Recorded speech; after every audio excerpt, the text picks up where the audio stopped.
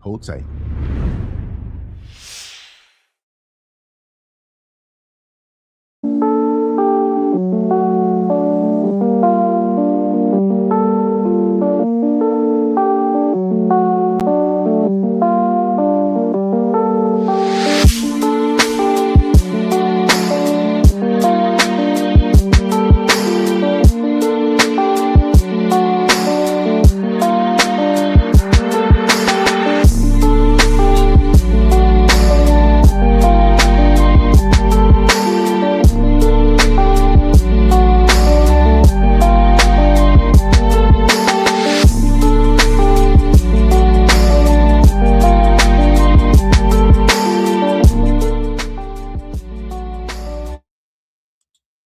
I'm smiling from ear to ear because I have my dear friend, my dear sister here, who I think so highly of. And I've been waiting to do this conversation for a very long time. My sister, Latoya Jones. Hey, Latoya, y'all. the realness begins. Let me tell you something. She is the realest. There is no more real than this real here. And, well, listen, you have a lot to say about life, experiences, being real, and this is going to be unbridled. Okay. This is going to be no hold back, but I want you to give a brief history, and rightly so. Yes, she's in the chat. I'm so glad you're here. I want you to give a brief history on how we met. Well, I was taking the city transit. I guess you could say city transit. And he was the Mhm. bus driver, y'all. He was the bus driver. And he was just cool. He was just cool. He laid back, don't fuck with him, he ain't gonna fuck with you. And that was just it right there. So that became my partner, my Yes, brother. yes, yes, and a lot of fun times, a lot of conversations, a lot of jokes, a lot of confessions, a lot of deep conversations. And I have to say that your range is so wide. You can talk about anything. You've been through a lot, Yep. and you're still standing strong. And that's why I appreciate you and think so highly of you. And you're a heck of Thank a you, baby. comedian too. You're a heck of a comedian. That's what they tell me. That's what they tell me. That's what they tell me. I don't even be trying to be, but stuff No, I happens. know that's just the way you are. And your live streams, when I can catch them, I'm like, oh, it's a live stream, pop. And I'm hanging out there with you, even when you don't know. Sometimes I catch it afterward. And like I said, you're a treasure to me. And there's so much to your life to share, and so Yeah. much that people can derive from it to undergird their own strength. And your willingness to be open and to speak on such things, different things, and you control that, right? Mhm. I'm just here as your dance partner, but this is your show tonight, right? Oh, I want you to okay. tell how jacked up the church can be, people, relationships, not just that. Oh, that's what I love when you start talking. Things that you're going through in your personal life, just let it flow. Tell me about your life and just take it wherever you want to go. You're in the driver's seat. I'm in the passenger seat. I'm not telling you where to go. Just take me where to go. All right? All right. Tell us a little bit on an introductory level about who you are. And like I said, this is the first of many. Okay. Well, hey y'all. I am Toya J, better known as Latoya Jones. Y'all see it up there, right? But I'm just a real person, y'all. I'm a real person all the way around. Like from the beginning of the time. When I say from the beginning of the time, even since I was a little girl, if I ain't like you, I roll my eyes at you. You know what I'm saying? I'm just real. So we gonna get started on who we is. You know what I'm saying? I'm a person. I'm a fun person. I like to have fun. I believe in everybody. I believe in everybody till you show me your true colors. Then you show me your true colors, then I act accordingly.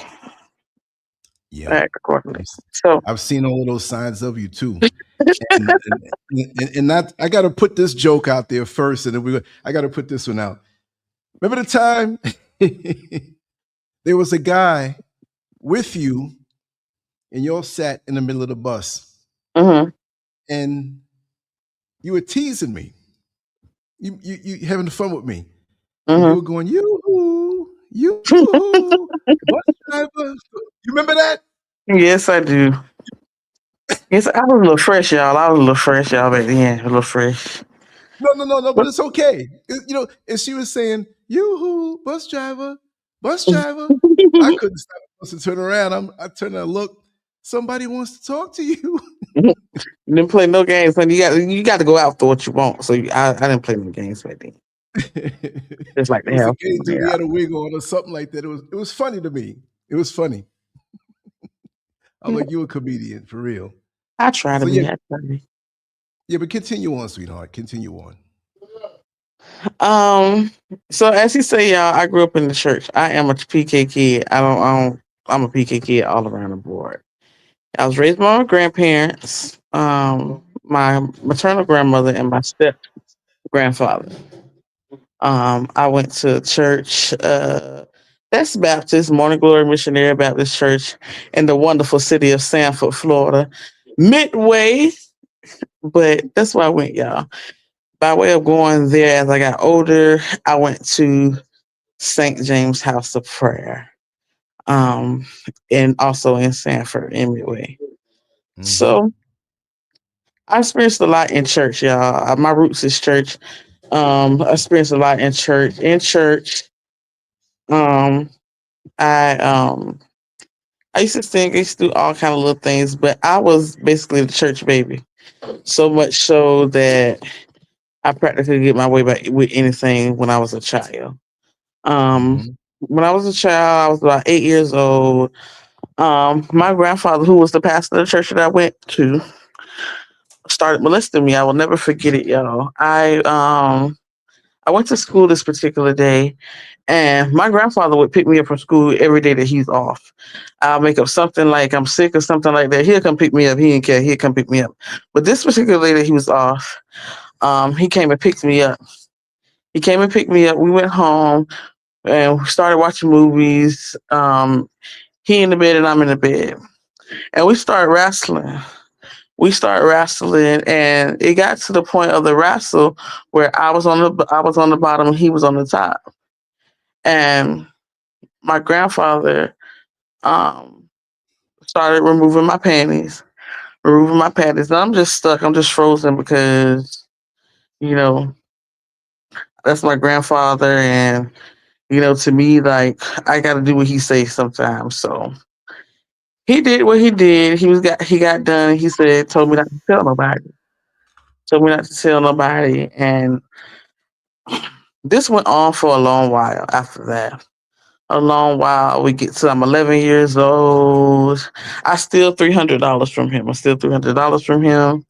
And I call myself running away. But I went into the neighborhood that I lived in, the neighborhood that I lived in. All of them people knew who my grandparents was. All them people. So my grandmother's running around the city looking for me. I'm running around in Midway. And my brother ended up catching me. I go home. She calls the police. Police gets there, and I say, my police asked me why did I do it, and I say, because he's been raping me. And my brother pulls me all the way back to the hallway, and he says, "Toya, don't say that, because I kill him." So that happened. Also, that they ended up taking me to the doctor, and when they took me to the doctor, they found out I had gonorrhea. Had gonorrhea, and so at that time, I didn't want my grandfather to get in trouble.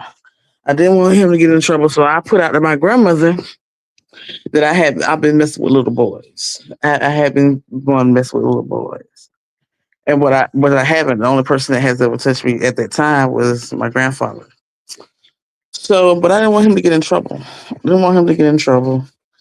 But this kept on. This kept on for till I was 15 years old.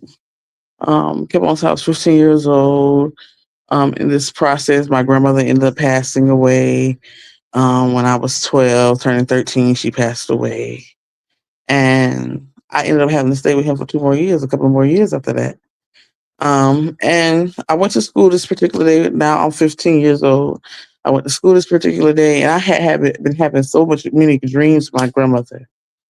So many dreams of my grandmother, and I went to school and I just told one of my teachers aides in my classroom. I was like, this thing is haunting me, it's haunting me, and my grandfather been raping me. And so it came all out that my grandfather had been raping me, that my grandfather had been arrested for molestation. The police came. I'll never forget. The police came back and they got me. I had to go do a lie detector tests. Because I've said this before. Remember, I said when I was 11 years old, I stole $300 from him because he was raping me. But I ended up recanting my story. I recanted my story. So 15, when I told, no one believed me. So they made me do a lie detector test. He even asked me the last time. And so happened the last time was the night before that one. So I said, well, my clothes are still in there. And he asked me where it happened. I told him on his bed because my grandfather used to get me up, or he would silently close my door because my room was across the hall from my grandfather's. So he would either get me up or he would come in my room. He would come in my room. It was my grandmother's room was in the front. They had separate rooms. Ever since I could remember, they had. I never remember my grandparents sleeping in a bed together. Besides, if we're going out of town. Besides, if we at some church convention or we at the association, or something like that. That's when they sleep together. But other than that, I never seen them sleep in a room together. So I ended up going to school and telling. So I ended up having to stop living with my grandfather. I ended up having to stop living with my grandfather. DCF got involved. They ended up taking me. They took me in. My mother at this time was on drugs so bad that she didn't care where I went. She didn't give a damn where I went. Like, um, my mother and I relationship. Um, I ain't gonna even front. I hated the lady. I hated the lady. I felt like she only loved my brother. She only loved my brother, and it showed that she only loved him. I mean, sometimes my grandfather could be having sex with me, and my mother be sitting right there in the chair getting high. So who does that? Who does that and they claim they love you? I never thought she loved me. Um, even even going through all of that, my grandfather, I ended up going to foster care. I had been to several homes in the foster care system because my thing is I love my mama and I would always run away. I would run away and I'm going back to where my mama at. I don't care if I'm in the city. If my mama in the city, I'm okay. But I'm not finna be way over here and my mama in this city. Now I'm going back to that city. I may stay for a couple of days, give me some rest or something like that. But then I'm going on. I'm going to go find my mama. So this happened. I kept going, jumping from foster home to foster home. They gave my mother a chance to have home studies with me, have like day visits and stuff. So I started having day visits with my mother. And she was able to get me back. My mother was able to get me back, and that was like when I was 15. So um, I started staying with my mama. Never stayed with this lady. Out of 15 years I had been living, staying with my mama, right? So staying with my mama, that lady did not like me. Like for real, for real. I don't even know why. I question of why my mother gave birth to me, why she didn't let me just go ahead and die, why she didn't abort me. Because I really feel like my mother never loved me. Um, at my mother's house, I endured a lot of beatings for any little thing. My mother poured hot grease on my arm. On my arm. You can't see it now, but it's hot grease on my arm.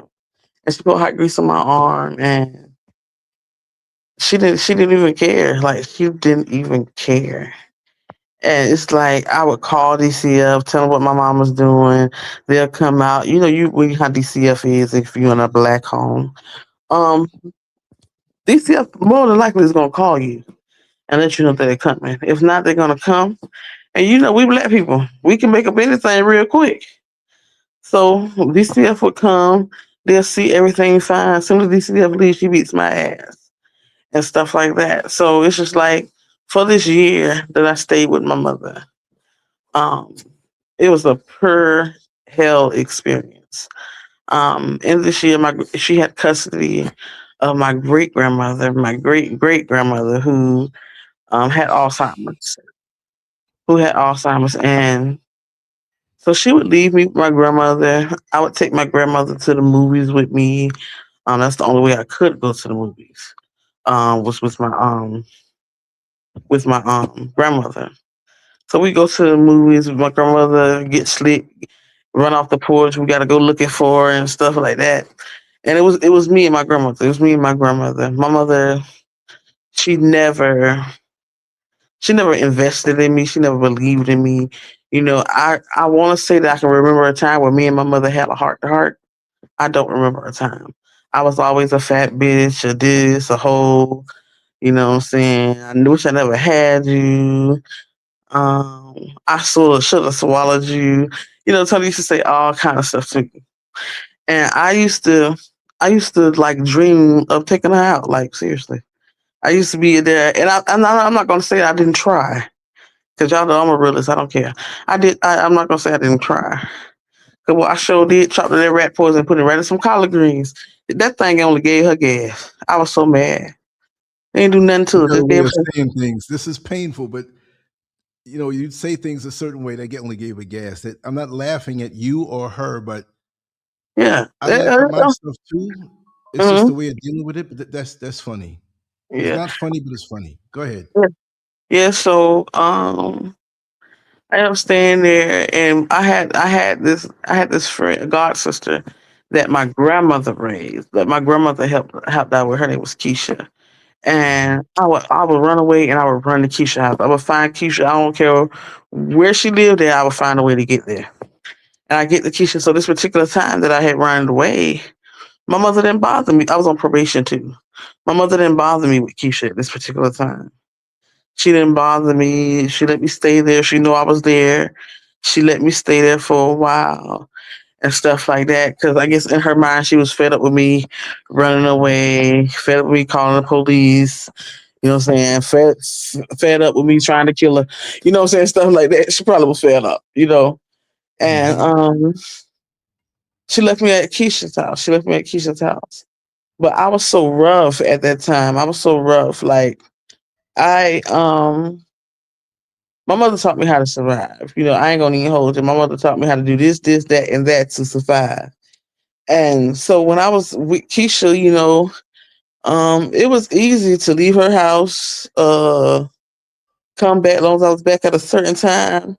I ain't hear Keisha mouth and Tony didn't have no say so. So I would just leave. I would just leave and stuff. And I would talk to Keisha. I would talk to Keisha. Keisha would beat the hell out of me. I ain't gonna lie. Keisha is the only person that I know that would beat the hell out of me. And if she wasn't my mama, my grandmother, or somebody, couldn't nobody beat me.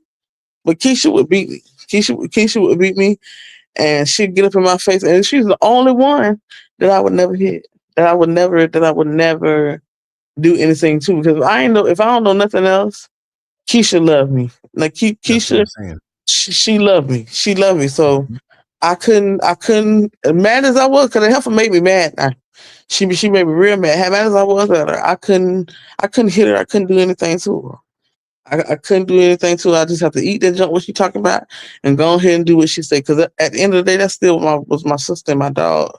You know what I'm saying? She was only telling me right. She was only telling me right. But I ended up going back to foster care. Ended up going back to foster care. And this time I had to stay there until I aged out to foster care at 18. Um, my mother had chances to like come get me. She had every program that was offered to her, um, to get her out of Midway. Everything she didn't want it. She had to go to anger management classes and stuff.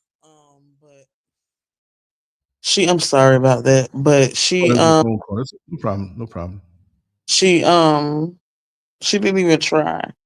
She didn't even try. So I ended up going through foster care, going through this 15 to 18. I ended up going to foster care. Well, I'm gonna say 16 to 18. I ended up going back to foster care, and I had to stay there till I aged out. The process of me staying there, I had did a couple of things, had got on probation. So I went before the judge before I went to this last foster home, right? I went to before the judge, and the judge said, if I wouldn't quit what I was doing, he was gonna lock my black ass up until I was 21. Boy, I went there to foster home. Next foster home they took me to. Boy, I went to Jacksonville, Florida. I got me a job, stayed out of trouble. So you went for the lock me up until I was 21. I ain't do nothing then. So I ended up I ended up turning 18. I turned 18. I had to go back before the judge.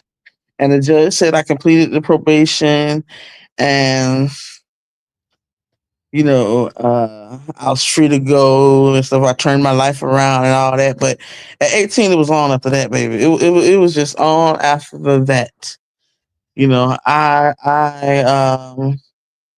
My friends in Midway, they things back in the day was still in cars. So I got into it with that crowd. We had started stealing cars. You steal a car, you take it across the scale. They turn that car into a little can opener, right? And they give you $1,000. Boy, we were banking back then, honey. We were getting it on back then, honey. I ain't even mad about it, baby. We had some money, baby. If I knew what I knew, if I knew now what I knew then, baby, I'll be rich. Mm-hmm. And we was taking those cars across the scale like candy. We still a car ride in it for a couple of hours. Then we go ahead and take some men so you can crush it up so the police can't find it. Yep, we sure did back in them days. Mm-hmm. Wow. We did that, and a lot of people that I ran with when I was younger, they either in jail or dead. They in jail or dead, and I be looking at that like I think about it sometimes. People I used to run with when I was that age, some of them are either in jail or dead. That's deep to me.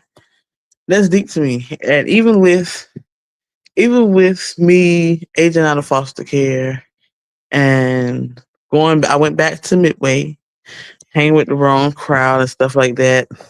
I ended up going to jail this particular time. Mind you, now I had been to jail before, but it was just like a little walkthrough, something like that. You go walk in, do your fingerprints and stuff, smile, and go on head out the door. But this particular time, I had to stay. I had to stay a little while. I had to sit a little while, And I had made up in my mind in jail, honey, I wasn't going back to Sanford. I wasn't going. I don't know where I was going to stay at when I left Sanford. I didn't know how I was going to do it, but I wasn't going back to Sanford. So the day I'm in jail, I end up getting out. I get out. It's a road you walk down. You walk down the road. You can go to the left, and you can go to Sanford. You go to the right. You go whatever way you want to go. It's just not going to Sanford. So I caught the bus. I caught the bus. First time. This was the first time I ever caught the bus from Lake Mary to Longwood, from Longwood to Orlando. It was a very long ride, by the way. I hated that bitch. But those are some jacked up routes. Those are some weird routes. Yes, I did it a couple times. Yes, it is. Yes, it is. So I got on the bus with that. We went to Longwood, by the Longwood little parking thing. I had to switch buses then. And then I had to get on another bus and go downtown. I got downtown. I did not know what I was going to do when I got downtown. I just know people was telling me, you ought to go to Orlando. They got plenty of jobs in Orlando. I said, okay, I'm going to go to Orlando. I don't know nothing about no Orlando now. All I know is I can fight and I got some on. Try me if you want to. So I went to Orlando. Didn't have nowhere to go. I met a man that was living up under the overpass. I'm gonna tell you where this overpass at, and you gonna know I'm not lying. You remember by Links, when you turn from out of Links, going up under that overpass. Up under that overpass, they used to have slats where you can sit on if you get to the top of the overpass. You get to the top of the overpass, homeless people you sit there. So this man came up out of there. So he would allow me to sleep. Watch me while I sleep. I work the day labor. I would go to a day labor, get enough money for me and him to have something to drink, something to eat, get up the next day and do it again. I did that for a little while. Did that for a little while. Then the police came. We got arrested. They took us to jail. Sure did. They took me right to jail. Right to Mm. jail. First time I had ever been in jail in Orlando. Well, I Yeah. worked there before I started driving the bus. You know Oh, that, you right? used to be police fixing, Jesus. Yep. Lord, you used to be police. But yeah, they took me to jail. They took me and the man to jail. Now me, I'm hysterical. I'm crying. I ain't got no money to get out of jail. This, that. I don't know nobody in Orlando. He said, "Girl, you gonna be all right." So what they did was they let us stay there and we slept. We basically slept. We basically slept. The next morning they released us. So after that, I had a little money on me, so I went and got me a room. I went and got me a room on John Young, close to Colonial. I got me a room up there. I know it. And from there, I would get up and still work the day labor, ended up getting in trouble again for something that happened in Sanford. They take me back to Seminole County. I do my little bid in Seminole County, come back, and then I meet Greg. Greg is my oldest son's father, my first husband. I meet Greg. Walking down John Young towards the Greyhound bus station. He comes out. He's running out of a Shell gas station at the time. He was the cooking Shell gas, and he ran out. And he was like, "You gonna be my wife?" And I'm looking at him like, "What?" So I'm fresh out of jail. I ain't got nowhere to stay. He offered to put me in a room. Put me in a room. I stayed with him all that day. Um, After that, he put me in a room, and what I'm saying, we hang together every day. So he became my man. After a while. He became my man. Then I got pregnant with my first child.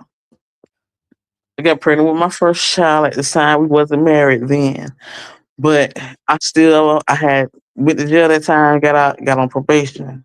When I got on probation, we were living together at this time. My probation officer came to my house, and she said that I couldn't live with a felon. I'm already a felon. I couldn't live with a felon. So I called my mama. And this time I'm pregnant, and so they trying to put my baby daddy out. I called my mama. And I said, my probation officer came here and said that Greg can't stay here unless we married. My mama got up. She said, "Well, y'all get ready." Yeah, my mama got up, took us to the courthouse that day, and we got married. We got married. So that was how Greg was able to stay in my home. Okay, so Greg was, I ain't gonna say no big time dope dealer. I ain't gonna say he was no big time dope dealer. I ain't even gonna say he was a little mid dope dealer. He was a little quarter of a dope dealer, okay? He was a little quarter of a dope dealer. He made money, but he worked at a Shell gas station. That was his cover up. So we ended up getting married. I ended up having Junior in 2010.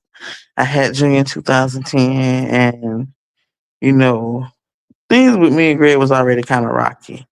At that time, we couldn't keep a place to stay. We was bouncing from here, and here until we finally got in the house. We got in the house right across the street from where Greg worked at. So, matter of fact, I'm gonna tell you where it's at the light of the Greyhound bus station between the Shell and the Greyhound. That light, it was across the street right there. I Okay, know it well. so I know it exactly. I know that so street. yep. So we ended up getting a house that was all the way at the end of that street. And so me and Greg had started having problems, and stuff like that. And at that time, I was in a singing group, in Arbondale. I was singing with them. They'd come get me. We go to little different singers and stuff like that.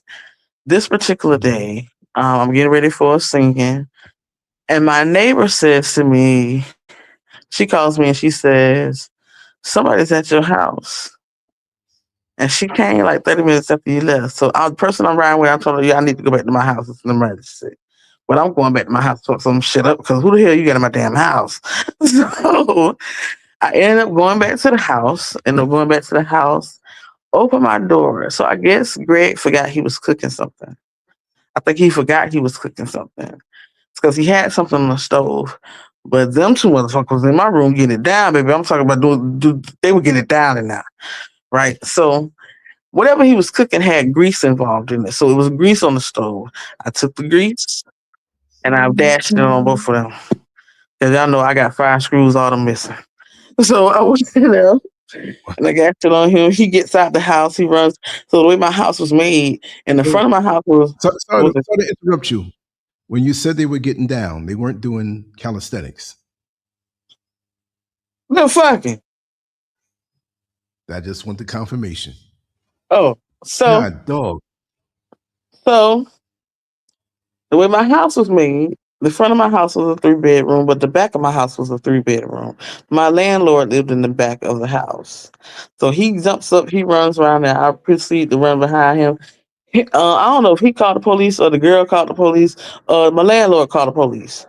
But I ran Mhm. behind Greg. We ended up getting into my landlord's house, and my landlord had a picture on the wall. I grabbed the picture off the wall and I hit Greg over the head with it. That was a good shot too. But the only thing is, when I hit him over the head with it, the police was walking to the door. You're a Walking through the door. comedian. The way you tell stories. Please tell everybody who's watching that I'm not being cruel because you Oh got a no, way of telling he's stories. just being him, And child. He's just being when you him. used to ride the bus with me, you had me cracking up. Yeah, it's just the police walked in the door. As I'm smashing the mirror over his head, I still got the mirror. I still got the frame of the mirror in my hand, so I couldn't lie and say I didn't do it. Cause I'm still got Right. the frame of the mirror in my hand. I'm smashing it over his head. The man just grabbed my arm. I didn't even fight the man. I just grabbed my arm and went on head with him and put the little handcuffs, little bracelets on me and stuff like that. Cause I knew I was going. I knew I was going to jail. So I ended up going to jail. Went to jail. And the nurse in there was asking people, did they want to do an HIV test? And I was like, sure, shoot. I did them. I did them every year, every 3 months anyway, because my mother was HIV positive. You know what I'm saying? And I didn't know who my mom was giving that who to or whatever. So I just wanted to make sure I was clean anyway. So I volunteered. Yeah, I do an HIV test because I had just did one. It was negative. Right. Got up there, start talking to the lady. Start talking. We having a conversation just like me and you have a conversation. She done pricked my finger. And we done put the blood in the machine and she waiting on it to rain to see what the results is. So we having a conversation. We having a conversation and the buzzer rings. Buzzer rings. This lady put her hands over her face and started screaming. And I said, well, what the hell is say? And she lowered her hands from her face. She said, baby, it's reactive. I started screaming. And so I said, what does that mean? I said, does that mean I got HIV? She said, according to this test. I said, hell no. I went to the phone and I called home. I called Greg. I said, Greg, I said, I just took an HIV test to say I'm HIV positive. This nigga tell me, he said, oh, well, we'll die together. I was 25 years old. He said, oh, well, we'll die together. So he ends up bonding me out of jail. He bonded me out of jail. And, so I appreciate that he bonded me out of jail because I wouldn't have had no way to do nothing to him after that, because he wanted to keep me. But he bonded out of jail. Bonded me out of jail. When he bonded me out of jail, I went to the house. I went right back to jail. I went right back to jail because I tried to tear his head off. I ain't gonna even hold y'all no lie. I tried to tear his head off. Went back to jail. He ended up bonding me back out of jail again. Bonded me back out of jail again. We ended up having to move because we done tore up our house and the landlord house. So we ended up having to move. We had to move. So in between time of us looking for a house, we went to stay in this motel called Security Inn at the time. It was Security Inn in Orlando, Florida. Now it's a rescue outreach men's mission. But we stayed there. And when we stayed there, we really made money there. We made money there, so we had got comfortable. So we was able to make money there, and we had somewhere to sleep, and I could cook and all this other stuff. We was comfortable, so we stayed there for a little while. Right. Stayed there for a little while, and so Greg didn't. Greg had a breakdown one day. Greg had a breakdown one day, and he was just crying, and he was like, "I'm so sorry for what I did to you, blase squaze." And so I tried to stay. But as he would sleep, I would be all my husband, and the next minute I'd be like, I wonder how can I kill this nigga in 4 different ways. So I had to get out of there. I had to get out of there. So I called off the marriage. I left Greg. I ended up getting me a little place on Orange Blossom Trail by the Parliament House. I know Um, it. I ended up giving me I a know it place. well. Let them know what the Parliament House was. It's The not there Parliament, anymore, right? no, it's not. I don't think it's there no more. But the Parliament House is a gay establishment. It's a gay establishment where lesbos and all that can go there and have a little fun, a little freaky session, and all that stuff. Mhm. So I ended up letting him come back. And the last straw was this girl that he was messing with. She would do little odd things to get his attention. Like this heifer took a rat.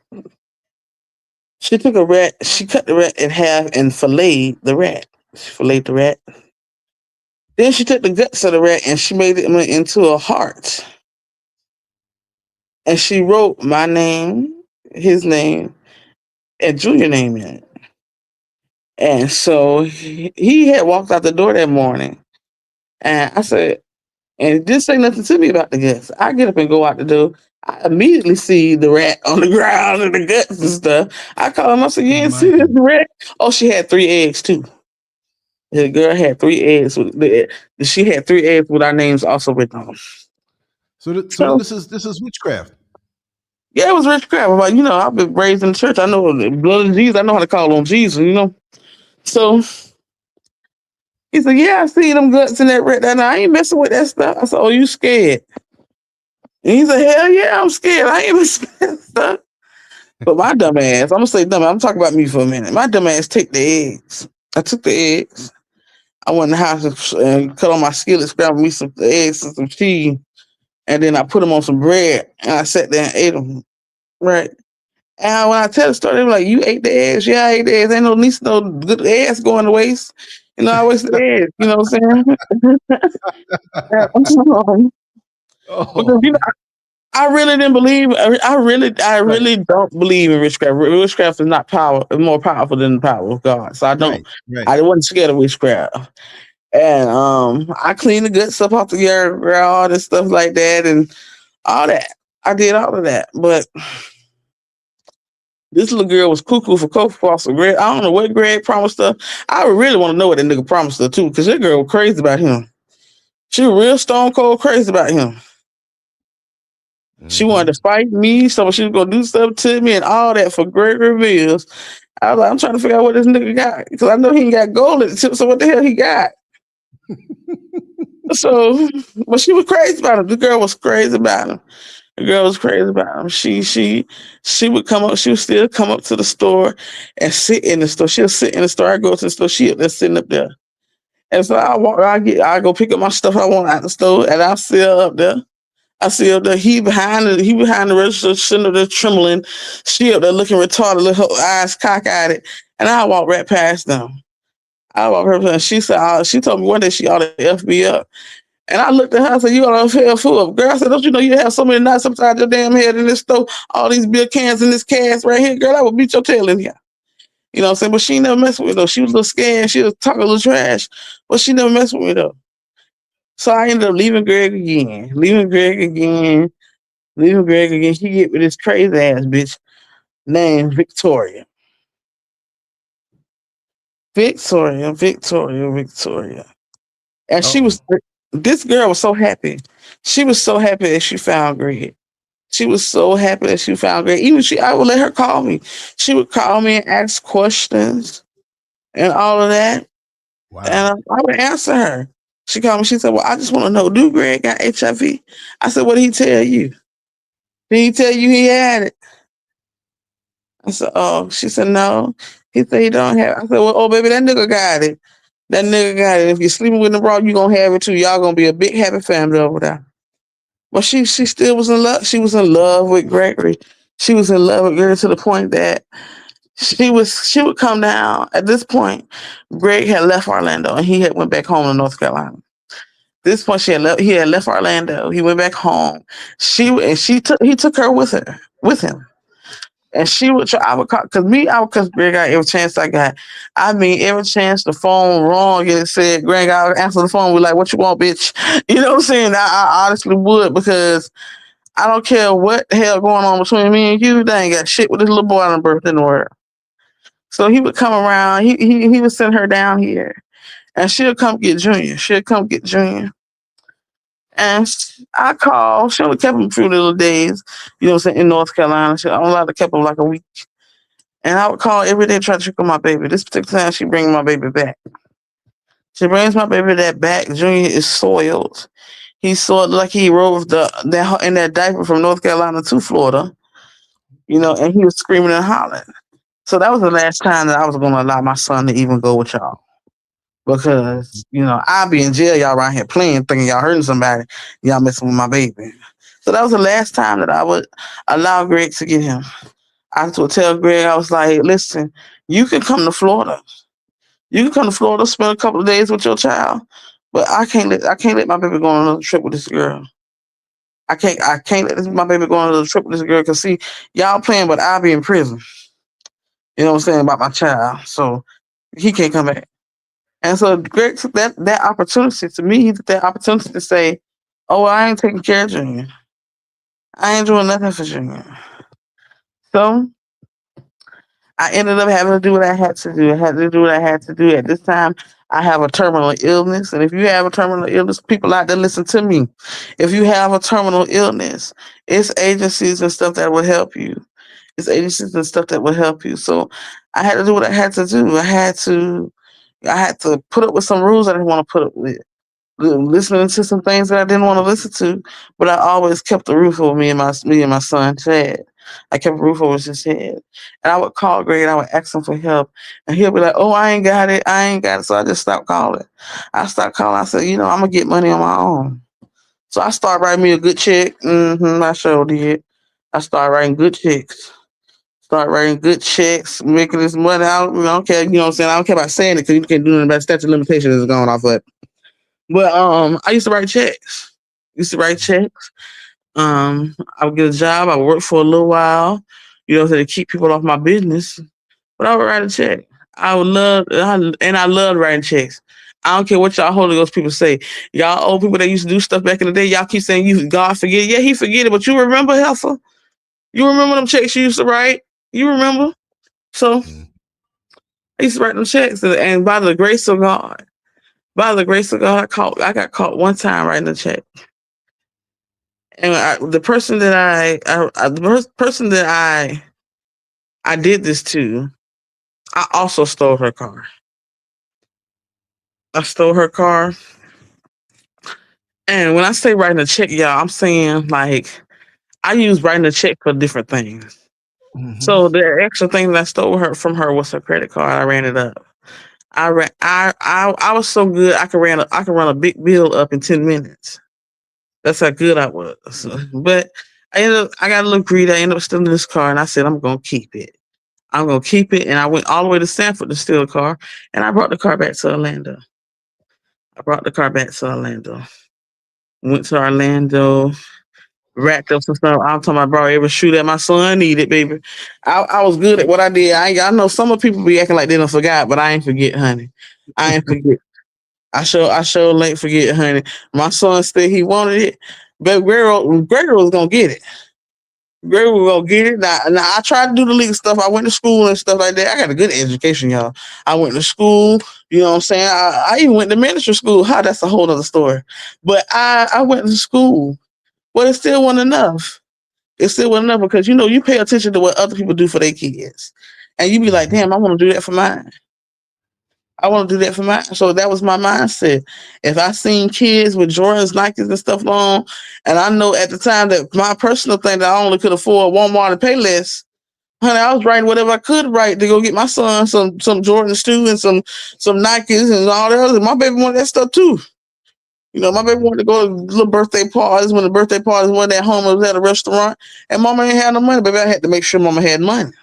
I had to make sure mama had money. You know, I always believed that I was never gonna be like a mother like my mother. So when my firstborn, I gave him whatever he wanted. The Joker 16 now. The Joker so spoiled. Oh Lord, but I give him everything he want, anything he want, and he'll never feel that, you know, I didn't love him, or, you know, I wasn't there even because I was sick. I ended up getting real bad sick, y'all. I ended up getting real bad sick, and, you know, because HIV is not a ride in the park, but I make it look good. but it's not a ride in the park. You have good days and you have bad days. So with me living with HIV, I've always tried to. I raised my son up a little faster than others. Because at 9, 10, Junior was cooking full course meals, distributing medicine, giving insulin shots. He was that. He was that. So I raised him up fast. But I had to do what I had to do because it was only me. It was only me out here in the streets. My mama, she she was still living somewhere. But I didn't have no mama. My grandmama was gone. My grandfather died when I was 18. And so speaking of when my grandfather died, I was 18 years old, y'all. I was 18 years old. And so my grandfather died a weekend before his trial was supposed to start for molesting me. That Saturday before that Monday, he preached the funeral and came home and died. Like everybody say that he preached his own funeral because of the way it went. He preached the funeral on Saturday night. He came home and died. And people say they'd never seen him preach like that before. And so he died. He died.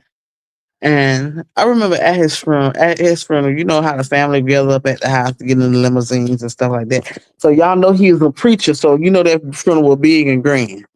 So we outside my grandmama's house. We waiting for the cars to come pick us up and stuff. And his damn niece, she comes up to me and she said, "Oh, you can't tell no lies on him no more." And I'm looking at her like, "But you must don't know that I'll punch you in your mouth right here." And because why is you coming at me out this day talk about you can't tell no lies on them? Nigga, you wasn't even around. What did you talk about? Somebody done told you something. But you better go back to them and tell them that this girl you talking to is a real Looney Tune. So she just talking to me.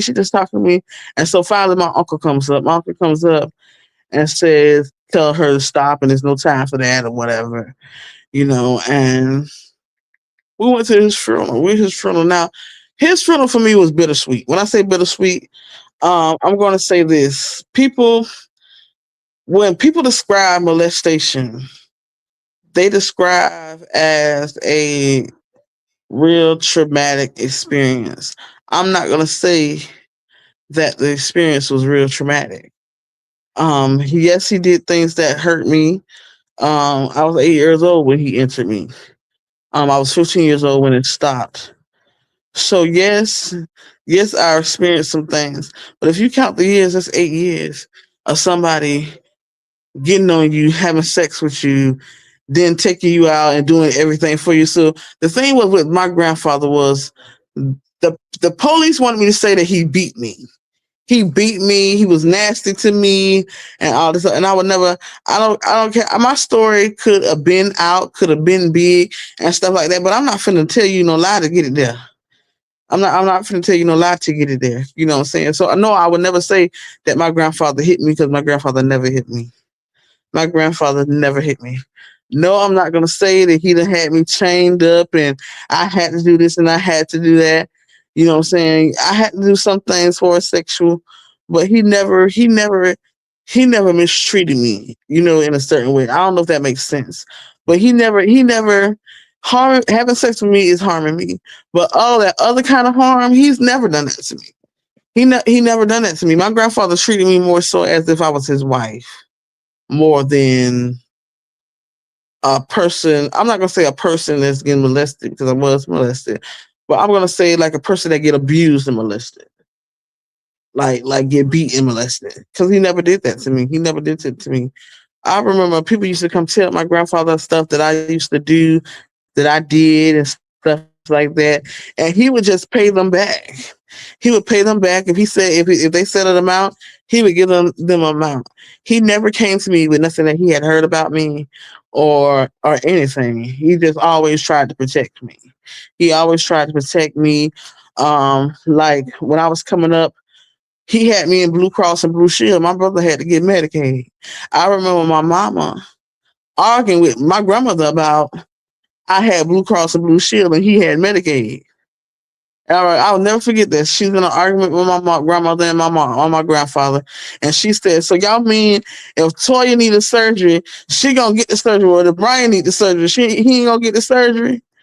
How is that?" And they're arguing about me having Blue Cross and Blue Shield insurance. But see, the agreement was between my grandparents was my grandfather would take care of me, and she would take care of my brother.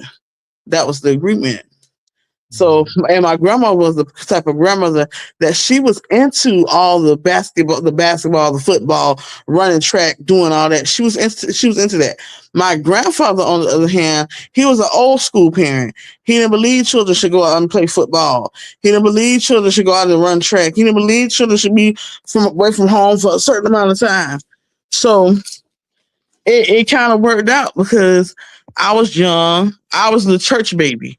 So I would always want to go to church. I would always want to go to church. I would go to church with him. It was just me and him sometimes. My grandmama at home, or she'll come later on to the church or something like that. But it was always me. I would get up early in the morning to go to early morning service that starts at 7 o'clock in the damn morning.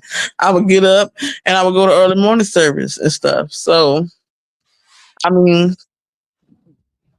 my grandfather, I was my grandfather's girl. It was to the point with my grandfather that me and my grandfather would have conversations about him having sex with me. He would tell me that I didn't understand it, that David had many wives and stuff like that. So I could never tell somebody because they wouldn't understand. They wouldn't understand it. Wow. So my grandfather used to try to tell me that everything he was doing to me was in the Bible. Was in the Bible. He did what the Bible said and stuff like that or whatever. But as I had begun to get older and I had to explore myself and start thinking and start being able to read real good, you know what I'm saying? Because my favorite store was the Bible store. He'll buy me a little Bible, a little concordance and stuff like that. He brought me one time that had 4 different doctrines in the Bible. And I could look at each doctrine on the scripture and see what it says. So that's how we study. Now, that's how me and my grandfather, because I would question some things in the Bible, and he would go around here, answer me. We'll jump in the car, we'll ride around, and we'll have Bible sessions and stuff like that. But sometimes while we were riding around, he'll have me laid back with his finger in my stuff, you know. So that's why I say, like, it's hard. It's hard because people will look at it like, well, she never said nothing. I've always said something. I've always said something. I always said something because I didn't respond the way that you think I should respond. I'm wrong. I'm wrong. I'm wrong. I'm wrong. I'm wrong. And then it's like to me with my people with this molestation thing, I tried to tell so many of my family members, so many of them. They were so, I swear, I call them real-patized. They were so real-patized because he could say anything. And they would think it's golden. When I tell you that my grandfather was one of the profound preachers in Sanford, Florida, everybody knew where that church on the bell on 46 was. The church with the bell. He had been to this church over 40 years when he died. And so coming out about a preacher that has been in the community, serving in the community over 40 years, y'all think a nigga gonna believe me? Y'all think people gonna believe me? Right. People ain't gonna believe me. They gonna swear to God that I'm lying. They gonna swear to God that I'm lying. It's so much stuff that I can say. I used to do stuff just so I can show people that I can do this, and he gonna just brush it off. I used to play on people's phone. I used to play on people's phone. That was my hobby. I used to play on people's phone. I used to call the church members' phone, and I play on the phone. Right, I play on the phone. One of the church members, I'll never forget it, Rose Oliver. I called and played on her phone. I cussed out and everything. She came and told my granddaddy he ain't do nothing but cut the phone off. You know, like, for real, like, I used to do everything. And it was always my grandfather who would took up for me. Now, Zayda was living there to beat my ass, but Reb took up for me. Y'all can tell me nothing. You can tell him nothing about his Toya. Anything you say. I remember one time my church was trying to have this dance group. They was trying to have this dance group. And I was always been a heavy girl. You know, I'm a heavy girl now. I've been a heavy girl. So us in this grand dance with everything they was doing, my fat ass didn't really fit in. You know, it didn't fit in, but I was mad about it. So y'all think y'all gonna dance and y'all ain't gonna let me dance? Ain't nobody gonna damn dance. I let them have a couple of more rehearsals, and I would go to them. As soon as that man kicked me out, I got on the phone. I said, "Granddad, they down here hoochie coochie at the church." And my granddad will come down there and he'll look at it, he'll start fussing and stuff like that. And he'll say, "You know what? Dance is out." I walk out of church and laughing. Everybody walking out of church cussing me out up under their breath. But that's the kind of stuff I used to do. That's the kind of stuff I used to do because I knew that anything that I said, anything that I did, Andrew Evans was going to have my back. Hands down. Hands down. So my grandfather began to carry me around and take me to different banks. He took me to different banks. He even took me to a bank all the way down to Greenville, Florida, where he was putting up money for me. He had been putting up money for me since they got me. So he had been putting up money for me. He was like, when I die, you know, such and such goes to you. You know what I'm saying? Don't let nobody take it. He was setting me up. He was setting me up. Like I say that my grandfather molested me. He did. But my grandfather was also one of my good friends. He was also one of my good friends. And then so being knowing that I had this much power with him, knowing I had this much power, like I would run away. When my grandmother passed, I would run away and I would ride a bicycle all the way to the cemetery. I ride a bicycle all the way to the cemetery and I sit on my grandma's grave for hours while my mama running around here looking for me. I call my granny and I'd be like, I'm at the graveyard. They'll come to the graveyard and pick me up and here around, and he was like, she was sleeping in my truck the whole time. He just be lying, but I was at the graveyard. I wasn't supposed to be at the graveyard because shit, I was supposed to be done left the house, but I'm at the graveyard. You know, because you know my grandmother, that was my girl. My grandmother was really my girl. She was really my girl. It was me when my grandmother was passing with cancer that stayed home and looked after my grandmother, cleaned up, throw up, listened to her scream and holler, scratching when none of her little bastard children was there. And yes, I'm saying bastard children. Do I need to say their names? They was not there when my grandmother was going through all this shit. It was me that was there. It was me that was there. Me and my uncle get into an argument sometimes because he like to tell me where my grandmother died at. You know, so my grandmother died at Winter Park Memorial Hospital in the hospice care unit in the back of the hospital. He'll tell me she died at South Seminole and they make him so mad he'll go back and forth. We end up cussing me out. We end up not talking for a couple of months and stuff like that. And I have to remind them. And like they talk to me now, and they be like, I'm like, y'all be talking all this shit. None of y'all was fucking there. None of y'all lived in Alexander Evans' house. Nobody. But me and that little boy up that's in New York now. We lived in Zeta House. And we know what went on in Zeta House. And what Zeta rule was what goes in my house stays in my house. My grandma was the type of person, she didn't like to be embarrassed. She did not like to be embarrassed. She didn't like for her name to be put in nothing. They didn't play that. So, you know, a lot of stuff that went on there. You know what I'm saying? With my grandmother and her passing, it was me. It wasn't me. It wasn't even me and my mama. My mama did start getting a little better, had came and got a job. She got her job and all this stuff and was doing good at one point. But it's like my grandmother got sick, real bad sick with cancer. Because it came back in 99. Cancer came back in 99. In 92, my grandmother had one of her breasts removed. And you know, it's like she went through that. And you know, me young, living in the house with her, watching her go through that. It makes me mad when somebody else say they was there.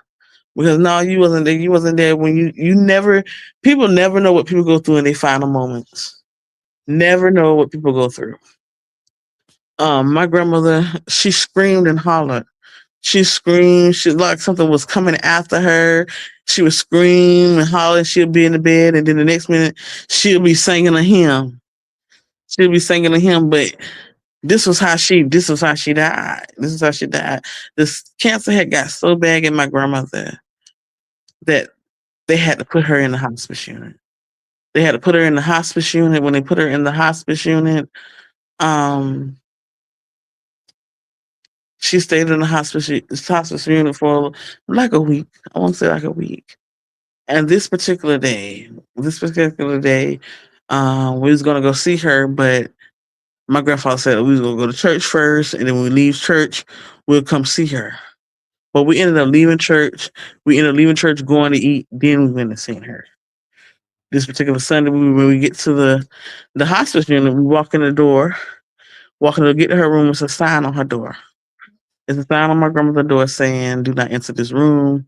Come to the nurse's station before you enter the room." Me being the nosy little kid that I am, I pushed the room open. My grandmother was sitting there still with her mouth open.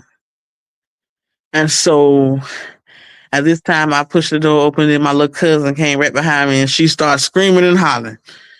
She started screaming and hollering. My grandmother had left the world, and my grandfather didn't make it to the room. My grandfather stayed outside because my grandfather had to preach her funeral. So he stayed outside. But my mama ended up leaving the funeral home. Then my mama started flying down the street. We see my mama flying down the street. And so we turn around trying to get to the funeral home before she get to the turn around trying to get to the hospital before she get to the hospital. So we ended up getting to the hospital, making it back. My mama getting out the car, we getting out the car. And I'm telling her, "Mama, wait before you go in there. Wait for a few minutes and stuff like that." And she looking like, "Well, what's wrong with my mama?" I said, "You gotta wait for a few minutes." This lady take off running, I'm talking like a football star. She just take off running down the sidewalk. And I run behind her. Y'all know I'm a little fat little girl. I look like a little fat little pig when I'm running. So I running behind her. We get to the door of the place, and my brother ended up catching her. We ended up catching her, and my auntie and my cousins, we there. And we trying to get her not to go in this room because we don't want you to go in this room until you brace yourself to see your mama laying up here dead. So I ended up telling her. I told her, "Grandma says dead." And she said, "What?" Then she started screaming. So granddaddy ended up coming back and ended up calming her down a little bit. We will walk her back in there, and she go back in there still acting like an ass. So we went in there, everybody hollered and stuff like that or whatever. And I noticed that my grandfather went back out the door, and he sat there and he just looked away like he was there. Like, I'm not gonna lie, like he had a sign of relief that she was dead.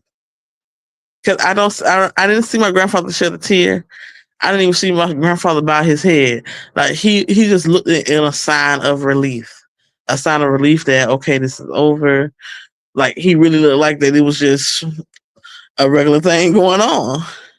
I ended up having my grandmother funeral. He preached good and stuff like that. My mama run up to the pulpit, give him a hug and all that. And I'm sitting in the funeral. I'm like, "Look at these phony bitches." I'm saying in my head, "Look at these phony bitches." Because my mama and my grandfather. So my mom and my grandfather, I don't understand their relationship. I never did. But like I told you, my grandfather was the type of person, he molests you and you can ask him if you feel some type of way or something. So my mother would tell me that my grandfather used to mess with her. I don't know how true it is. I believe it could be possible, it could not be possible. This is just the reason why I said this. My grandfather would tell me what he did. Like I know times that he cheated on my grandmother. I know a lot of stuff. So I went to him and I asked him, I said, "You ever slept with my mama?" And he said my mama came to him one time. Something was going on down there, and he asked her to look at it. That was the only time that he had ever encountered anything with my mother. And he said that's a lie. But my mother swore up and down that he did. I don't know if he did or not. Like I said, I don't know. That's between them two. Mm-hmm. But I know in conversations and arguments with my mama, she would say stuff like, "You think you all that because real molesting you," and stuff like that. She would say stuff like that. And so I don't know if it's true that he messed with her or not, but I do know when it came to Tony and when it came to me, he did anything. He did anything. Like, and so I really don't know for sure if that's true. They both dead. I can't ask them, but I don't know if he messed with my mom or not. But That's what she said. And then with me, my mom, I really don't believe nothing my mom said. I didn't believe nothing my mother said because it's like 1 minute she would say things, and then the next minute I asked my grandma, she'd tell me she lied and stuff like that. And I don't know. I don't know. I don't believe. I don't regret being raised in the family that I was raised in. I don't. I don't regret it. I don't regret. I honestly don't regret nothing that has happened to me. I really don't. I really don't because God gives his toughest battles to his strongest soldiers. So I feel like that, I went through all of this, but it is what it is. People went through worse. People went through worse. So now that I'm living, I have HIV. Had HIV for now for August 3rd to be 14 years. 14 years. Um, in the 14 years, I have been married 3 times. I have been married 3 times. Gregory Mills is the first one. I married Mark for 30 days. I don't really count that as a marriage, but we was married for 30 days. And then I married Dexter. And I really don't have nothing bad to say about Mark. It was just, we shouldn't have got married. That's just it. But between Greg and Dexter, I could tolerate Greg. I could talk to Greg. Dexter, I be asking God why he's still here. I don't understand. So this man here, I battled with somebody giving me HIV. That was a struggle within itself. It was more a struggle. Shit. Oh, I'm sorry, y'all. The pillow fell on my head.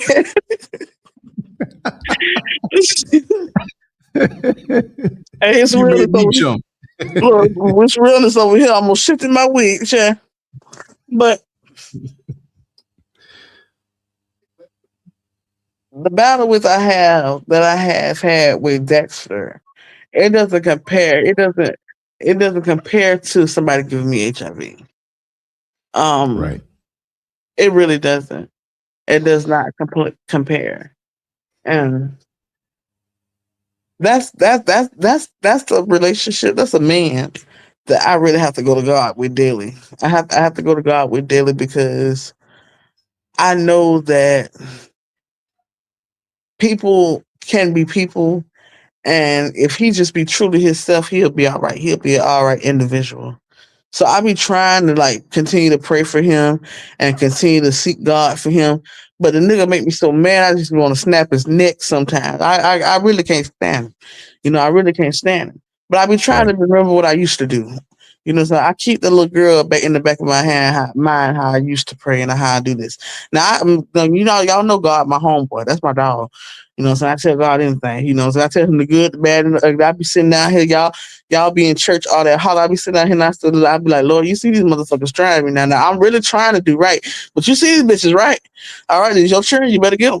That's how I be talking to the Lord. I be talking to the Lord like that because this man was my husband, and he was gay. He knew he shouldn't have married a woman, and it's like that has been the worst thing that I have dealt with in life.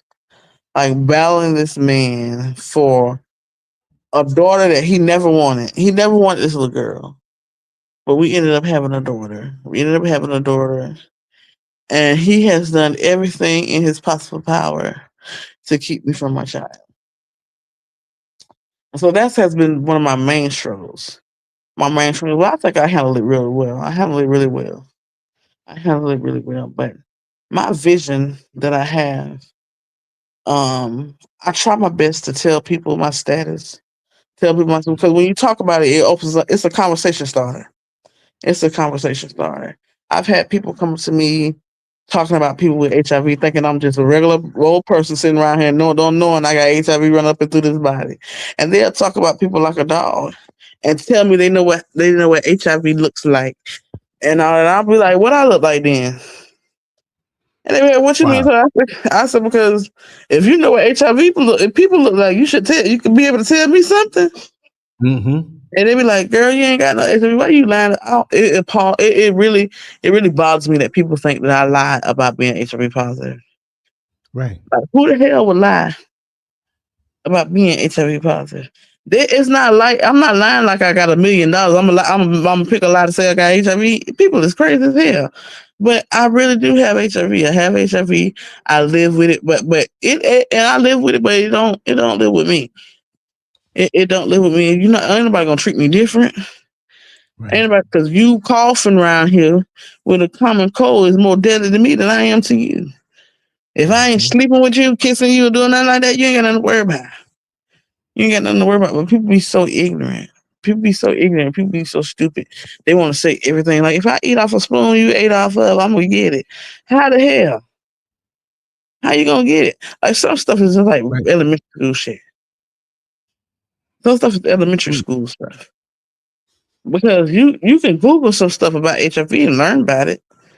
You can Google something, but you meet people every day that has something stupid to say, We want to go around here and say you got this and you got that, and I have to come back with something funny. Like, bitch, I'm not around here trying to find out what's climbing up your ass. So why are you trying to find out what's climbing up your mind? You like me or something? I don't go that way. I don't do that. I don't go that way no more. Like that. Because everybody got something to say. Everybody got something to say. Nobody wants to say nothing about how the positive, how out of the 14 years I've been positive, I've been 100 since the day I got HIV. I started advocating and telling people, this shit is real. Y'all think it's a game. Walking y'all through things that I go to the doctors, showing y'all medicine and stuff like that. People really think this is a game. HIV is real. HIV is real, and it's not. It doesn't matter what color you are. It doesn't matter what shape you are. You can be. I've met some fine Coca-Cola ass females in the HIV center. They got walking with full-blown AIDS. Mm-hmm. Full-blown AIDS, but you'll never tell it because they fix their stuff up real good. You look at them real good. You'll never think in the world that they got a disease coming up their tail. They got a disease coming up their tail. Yeah, and you can know something wrong because when they sit down, ass stink. You know something wrong. Something wrong, but y'all look at the shape. Y'all look at how people is made and stuff like that, and judge people by that. And people be walking around here. Some of these fine ass niggas that y'all be seeing around here, walking around here. I'm sorry, I know I can't use the nigga word, but I'm a nigga, so I use it. So let it hang out, sweetheart. Let it hang out. But I meet people.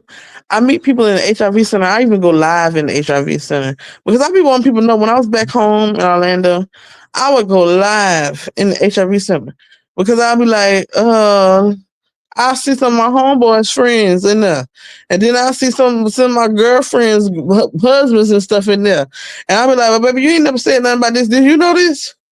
I call people and let them know. Do you know this? Well, why is your husband in the HIV center with me? Why he up here trying to get a pack of 30-day pills like I am? Hey, what's going on? I'll just let you know you need to go get your stuff checked. Why are you telling me this stuff? I want you to go get your stuff checked. Because evidently you don't know, because the only reason why he would be in this door in this building is unless he got HIV or AIDS. He got one of the two. Right. He got one of the two. You ain't coming there getting no blood work from nobody else. You ain't coming there taking no exam for nobody else. The only way you come in this door and you see a doctor is if you got HIV or AIDS. Mm-hmm. So I tell people, I have people that calls me and ask me different things about the body. Like if they get a bump on their coochie, they want to know what they should do. Is it an ab bump? What they should do? Oh, they got bumps on. They call me. Oh, y'all don't go see a physician and stop calling me. I ain't no doctor. I ain't no doctor. I can tell you what I think it is, but you need to go get a pill, baby, a shot or something. Yeah. But I be trying to tell people like you don't have no HIV. Don't have no look. HIV do not have no look. Mm-hmm. And it's so many people. And then when you have HIV, yes, you can live with it. You can live a regular, normal life with it. You take your medicine, take care of yourself, adjust your eating habits a little bit because some of these medicines don't work on certain kind of food. But if you take care of yourself, you'll live happy. Mm-hmm. When I go to the doctor, my doctor say to me, HIV is the least of her worries. Least of her worries. For a long time, I stayed fat because I ain't want nobody to think HIV was killing me. Mm-hmm. Wow. I did for a long time. I stayed fat. I stayed a certain weight because I did not want people to think that HIV was killing me. Because people in Wow. society, they describe it as you lose weight, you look like you start looking like a skeleton and all this. And here I am, I've been fat all my life, and then I all becomes a little skeleton. They gonna think I'm on the powder, the stem fast or something like that, or I got that shit. Mm-hmm. So I never wanted nobody to not think that of me. So I always maintain a certain weight. I always maintain a certain weight. And when I was heavier, I was like, they can't think nothing about me. Like I have it, but y'all can tell this shit ain't killing me. But Right. in the meanwhile, while I'm holding all this weight and I'm doing that, I'm killing myself because I'm Right. sitting here with all this weight on my body. So I snapped out of that, and I only snapped out of that a year, maybe a year and a half ago. Year and a Mm-hmm. half ago, I snapped out of that thinking because in the whole while I'm trying to maintain this weight, I'm still trying to kill myself too. Eating all this food, trying to maintain this weight and stuff like that, and I'm just killing myself. I'm killing myself, wondering why my blood pressure won't go down, wondering why I have stroke level blood pressures. I'm eating all this stuff. I'm eating all this stuff. So a year ago when this medicine came out, Manjaro, and my doctor introduced me to Manjaro, I started taking it. I started taking it as a diabetes pill, as a diabetes medicine, and a weight loss medicine. And over the year and a half, I may have lost 100 and some pounds.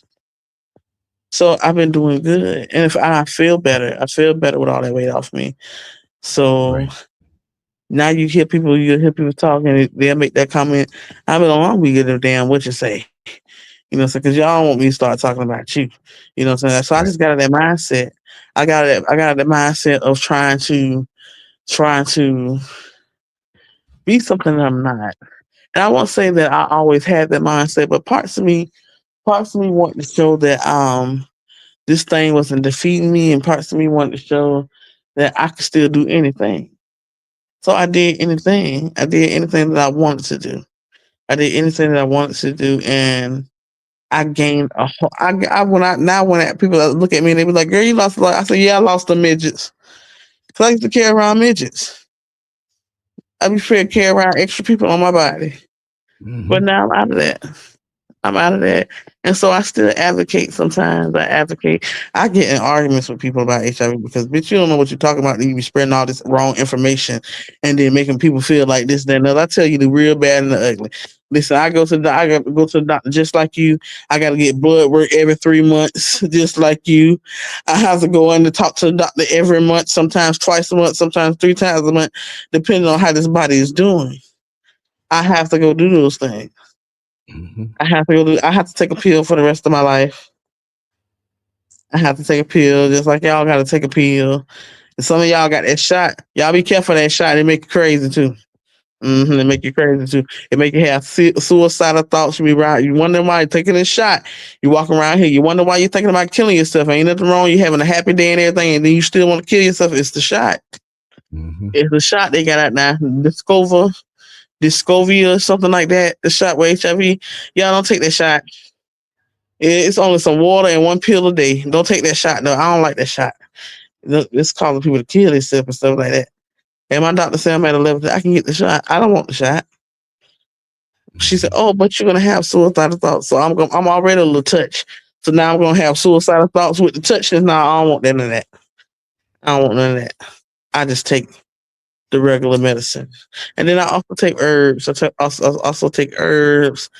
Um, I help things that's wrong with me. I take things for, like I take a liver cleanse. I take Mm-hmm. extra iron. I take biotin. Um, I take beetroot, Mm-hmm. milk thistle. That's good. Um, Cleans the um, I, liver. yeah, I take different things to help this medicine because Mm-hmm. these medicines that we take as an HIV patient, we taking a medicine that got sometimes 22 other medicines in it. Like I think Batabi that I take that right now, it has like 16 different medicines in it. Wow. So I I and then again I don't take my medicine every day. I don't take my medicine every day. I mostly herb. Um, Now I did not say I don't take it. I don't take it every day. Now you Right. still should take it now. Y'all still should take it. Y'all still should take it, but I don't take it every day. Look at my cat sleep. But yeah, she sleep on the floor in a little ball. I should have balled her like she bothered me when I'm sleeping. But I do take my medicine every day. I think that's the major part of my life. Because my doctor, I have blood work, and she was looking at her. She said, "Well, you're taking your Batari, but it's hard for you to take this blood pressure medicine, this other medicine like that." I said, "Yeah, I take my medicine. I just don't take it like I'm supposed to." And so she argued with me every day. But because I've been like that, I believe that's why I'm still here. I believe that's why I'm Right. still here. I really do, because uh, I've been at stages where I've had to go on dialysis. I've been at stages where um, my liver function is not that best. I've been at stages where I've had things growing in my mouth um, that they don't know what it is. At first, they thought it was thrush, but the thrush was going down my throat, outside of my lips, on top of my lips and stuff. And whatever it was causing my organs to shut down in 2018. And so I went in hospice care for 5 days. I went in Wow. hospice care for 5 days because that's the number of days that they gave me to live. They gave me 5 days to live. They gave me 5 days to live, and in those 5 days, I had a friend that lived in Virginia. She came and she got me. She came and got me, and if it wasn't for my uncle, that's why I have a favorite. My favorite person in the world is my Uncle Alvin. My Uncle Alvin, when I was sick, he brought everything, every herb that he could think of, he brought for me. He brought for me, and I literally went from 5 days to live to 2026. So God has been really good to me, from 5 days to live to 2026. That's a blessing by itself. Yes. That's a blessing by itself. So I herb, I herb, I herb, I herb.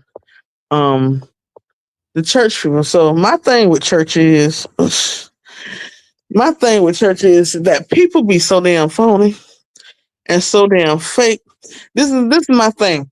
Cause you'll condemn me for smoking weed, but soon as church over, you'll get in the car and fire up a blunt. That's wrong. That's wrong. Don't judge me, and I ain't gonna judge you. But you get these preachers. Like, church is nothing but a business. Church is not like how I was coming up. Church is nothing but a business. It's a business.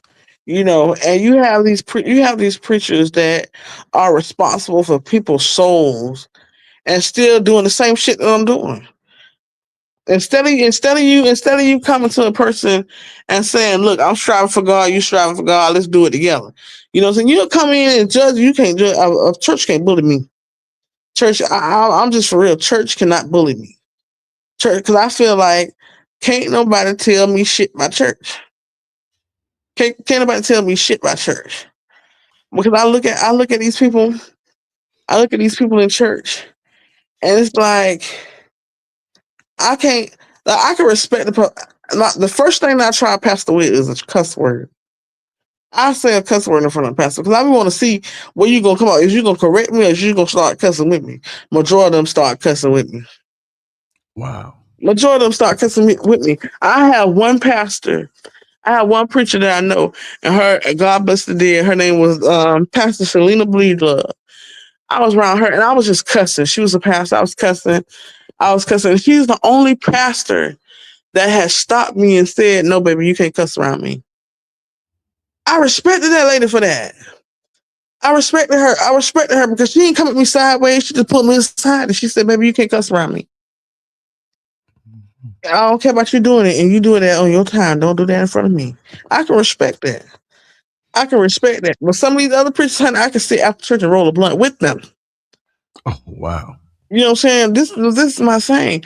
But y'all will get up in this pulpit and y'all will be praying over people and doing all this shit, not knowing that some of these people have been in church all their life. Some of these people really have gifts. They just on the back burner right now. Mm-hmm. And preachers be I hate when churches act like they preaching is more high holier than thou. Ain't nobody more holy than that. You ain't got no heaven to put me in. I ain't got no heaven to put you in. I ain't got no hell to put you in. You ain't got no hell to put me in. It should be no judgment. So I go. Let me tell you something. If you get me wrong in the church house, I'm gonna go off on you in the church house. If you get me wrong in the courthouse, I'm gonna go off on you in the courthouse. You know, I'm just that kind of person. Like I'm for you, not finna play with me like with the word, because to me with the word, like coming up, I was just trying to understand what my grandfather used to tell me. I was trying to understand that David had many women in the Bible. So things like that, I researched. I looked up everything. Like I really, at one point in life, I really had this mind to like, I'm gonna go full into Christianity because I really want to know about this thing called God. You know, yes, I was raised up in the church. Yes, I was raised, you got to pray and all this other stuff like that. But I want to go a little deeper. I want to go a little deeper. And so I tried. I tried to go a little deeper. And as far as most of I read, I've never read anything about David having many wives, and as young as I was, because truthfully, I was 8 years old when my grandfather started molesting me. So I never read that. But then I listened to people. And so triggers for me is watching movies that children get molested in. I have a habit of watching reels that is like a child has been molested, and that triggers me to think about something from my childhood. So I get on Facebook and I blast it. And they think I'd be wrong. But and I don't be doing it to be funny, but I'll be doing it because I could never tell my story. Everything was stuck up under the motherfucking rug. And that's why so much is going on now today in society. Everything is swept up under the damn rug. Nobody don't want to keep it 100 about nothing. Nobody don't want to keep it real about nothing. I don't care. You can have a person that's saved, sanctified, Holy Ghost filled, five bull time, and all that other stuff. They still got some secrets. They're not perfect. So I don't look at people. I don't look at people as being perfect. I look at people totally different. I used to be the girl to go to church, dressed down from head to toe. You know, so I gotta have shoes to match my dress and all this other stuff like that. I got out that shit. You know what I'm saying? If I get up in the morning, I get dressed for church. If I got my flip flops on and they comfortable with me, I'm still going to church. No, I'm still going to church. I'm gonna dust off one of these dusty wigs and put some little oil sheen on it, and I'm going on church. You know, and you know, people look at me like, why she wear that church? Why she wearing this church? I said, because God ain't looking at this stuff I got on. He looking at my heart. And I don't care if I'm dressed from head to toe. If my heart fucked up, he ain't looking at me no way. Right. So I just keep going in my way. Like I just came to this way that I love realness. I want to hear about. Everybody like to talk to me about God. Everybody like to talk to me about God. And then we could tell you, you know, God can bring you out of this. I want you to tell me how God brought you out of something similar to this. Don't just tell me that God brought you out. How he brought you out? What was you in? You know, I be want to know. I be want to know, because this God that you talking about that you want me to try, and no disrespect to you, Father, but this God that you want me to try, I want to know how he saved you. And then if you attack that, you know, you getting you a little drink every now and then, and you still hitting the blunt, don't come to me talking about my drink and my blunt. You leave my tequila and my blunt alone. You leave it alone. You know what I'm saying? Walk in your own little lane. You know what I'm saying? People. Like I had a few preachers in my life. That I can call on. I can talk. Like I could be pissed off, mad, and I can talk, and I'm not going to get judgmental part of them. Now, I'm not going to say, I don't put nothing past people. I don't put nothing past people, because you could be act genuine in front of me and then go behind my back and talk about me like a dog. So I just be me. I don't care what I say and how I say it. Like it is what it is. You know what I'm saying? It is what it is. I feel like if you are to a level and I have that much respect for you, I try to keep it cute. But if I don't give a damn what I say, because it just is what it is. And so, like when I go live, I tell people, I tell people that get on my line, they may click on my line. Nah, baby, this ain't for you, honey. I'll see you next time, next live here. This ain't for you. Right. This ain't for you. So I just be trying to be me.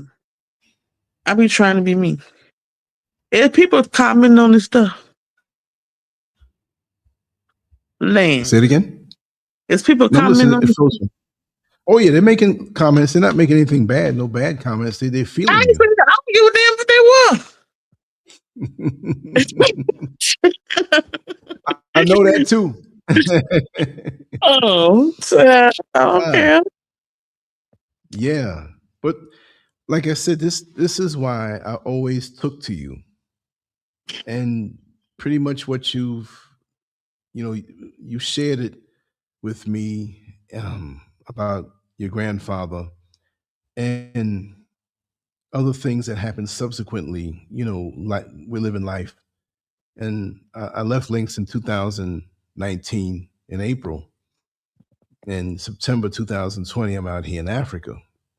So there's a lot that we didn't know about each other. But once you know a person's character, that trajectory never changes. Like I don't know everything about you, but I know your essence. You know what I mean? Mm-hmm.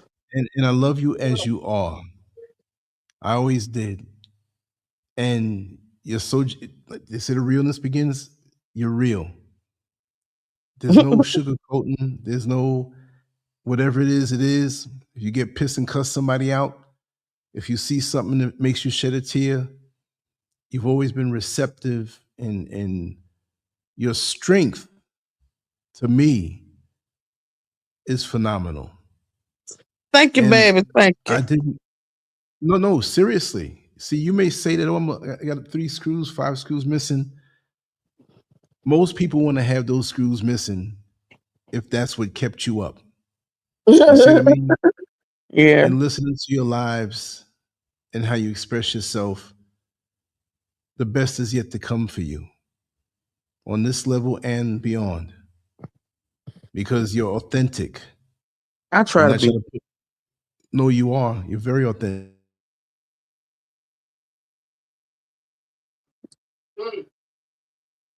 Hello? Things that is a real testimony for all and through. You can take in your life story, you can take a small snippet of what you've been through, and it would blow the minds of most people if they had to go through it. But you're still standing. I see you. I see you, Cat. You're still standing.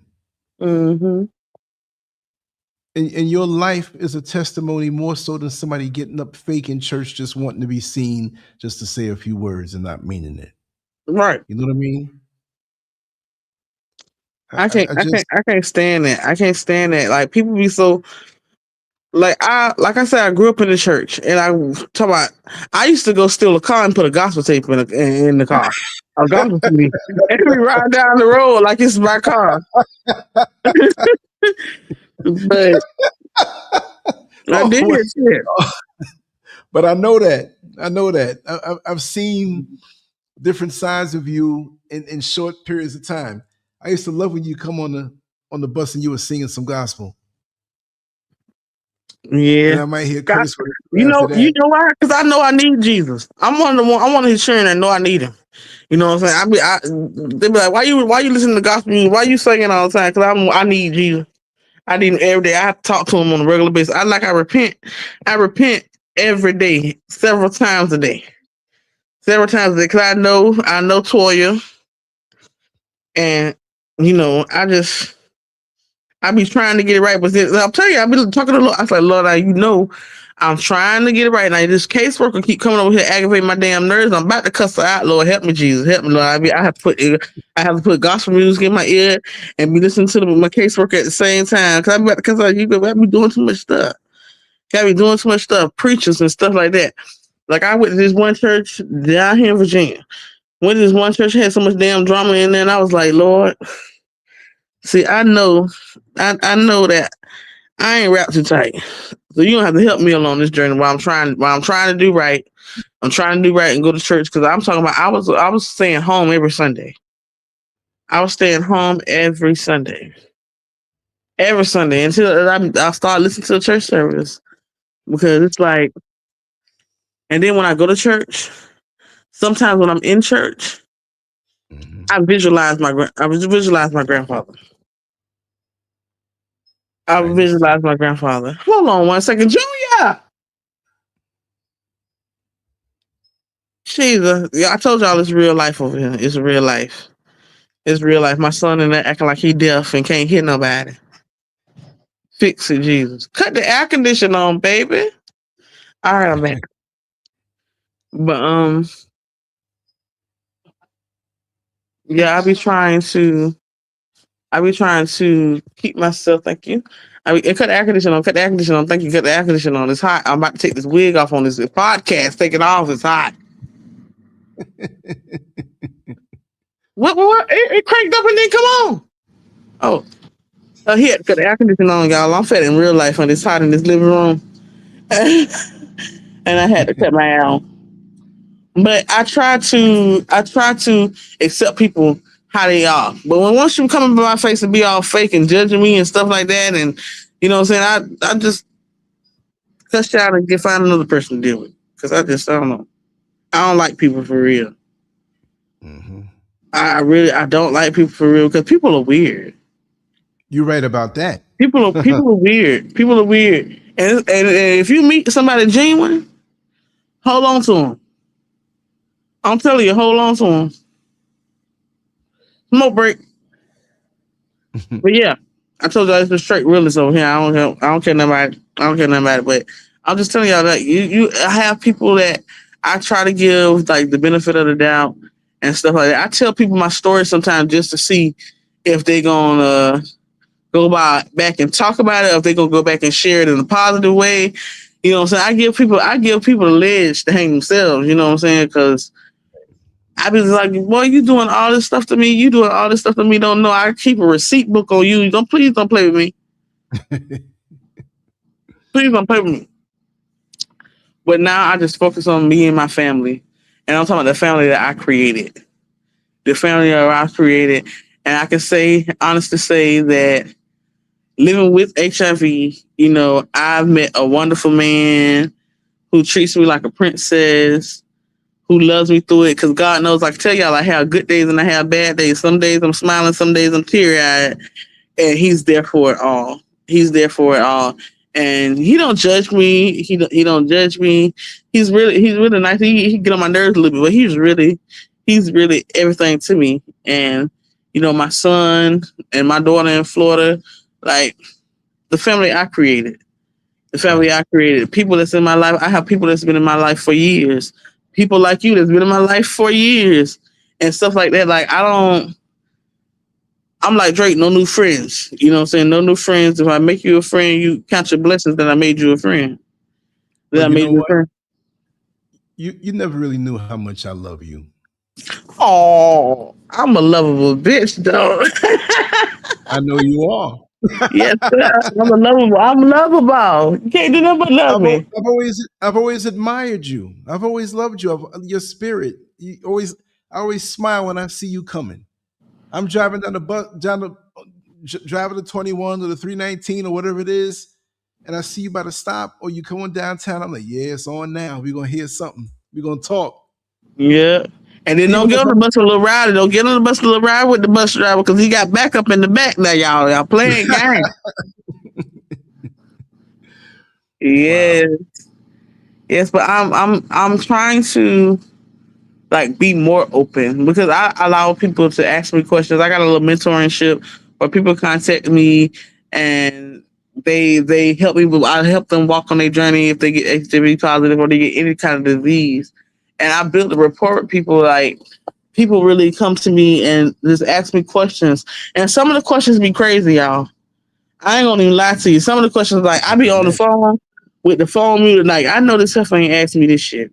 You know what I'm saying? But I do. But then I answer it. I answer it because people really genuinely want to know. And it's people that are genuinely scared of HIV. And I'm not naive to that. I'm not naive to that. But then it's just people that's just plain old ignorant. Plain old ignorant. Plain dumb ass ignorant people. They be ignorant. And they want to stay They that be way. ignorant. Yep. They be ignorant. They don't want to try. They don't want to try to understand it or accept it. And so me, I look at it as a person that tries to put herself on display, because I put myself on display. You know, everything that goes wrong with me, I tell y'all. I tell people because this walk with HIV is not easy. Right. It's not easy. But however, you know, it's a doable walk. It's a doable walk. And like I say, by the grace of God, I done been walking this walk for almost 14 years. August 3rd will be 14 years. And I'm still alive and I'm still going on. So I try my best to just keep it real. Keep it real, because there's too many fakes in the world. You know what I'm saying? If I'm having a good day, God bless you. If I'm having a bad day, fuck you, and I'm going on about my business. This is how it really is. That's just how it really is. You know what I'm saying? I don't, you know, I hear people all the time, you got to get your heart right. You got to get your soul. You got to get your soul right. And stuff like that. That don't mean I don't have a relationship with God. Right. That's why it's called a personal relationship. That's right. You can never judge a person by their own relationship with the Father. Because some things may convict you and some things may not convict me. Some things may convict me and some things may not convict you. But I can't judge you because it's a personal walk with God. Personal walk. You know what I'm saying? And I feel like as long as you keep it with 100 with God, He's going to keep it 100 with you. That's right. You know, I mean, and for being positive and stuff like that, shit happens. Shit happens. It's like you don't know the handbook to your life. The Father knows the handbook to your life. He knows every strand of hair on your head. So when you go through things, He knew that you was gonna go through this, and He knows that you was gonna get. You ain't got no hair, but we're gonna pray about that too. We're gonna pray about that to get you some little what is it, Beijing, some Beijing. You know they got the men wig caps now. No, I shave. I shave every day. Why? Grow your hair. I always shaved. I've been shaving it off since 1998 because I was too fanatical with my hair. Like it would grow. I go to the barber. It had to be exact. 2 or 3 days, it starts fuzzing out a little bit. I go back. I was going to the barber 3 times a week. I pay one time the full price and just a quick little, well, this is growing out. And I got tired. I was like, I'm tired of this. So you shaved the head. Yeah. Now, since it's been shaved, it was 2023. I got on one of the vans. And you know how they have that little, on the sliding door, a little like U-shaped metal and lock grabs on it? Well, it was pointed down and it was a low door.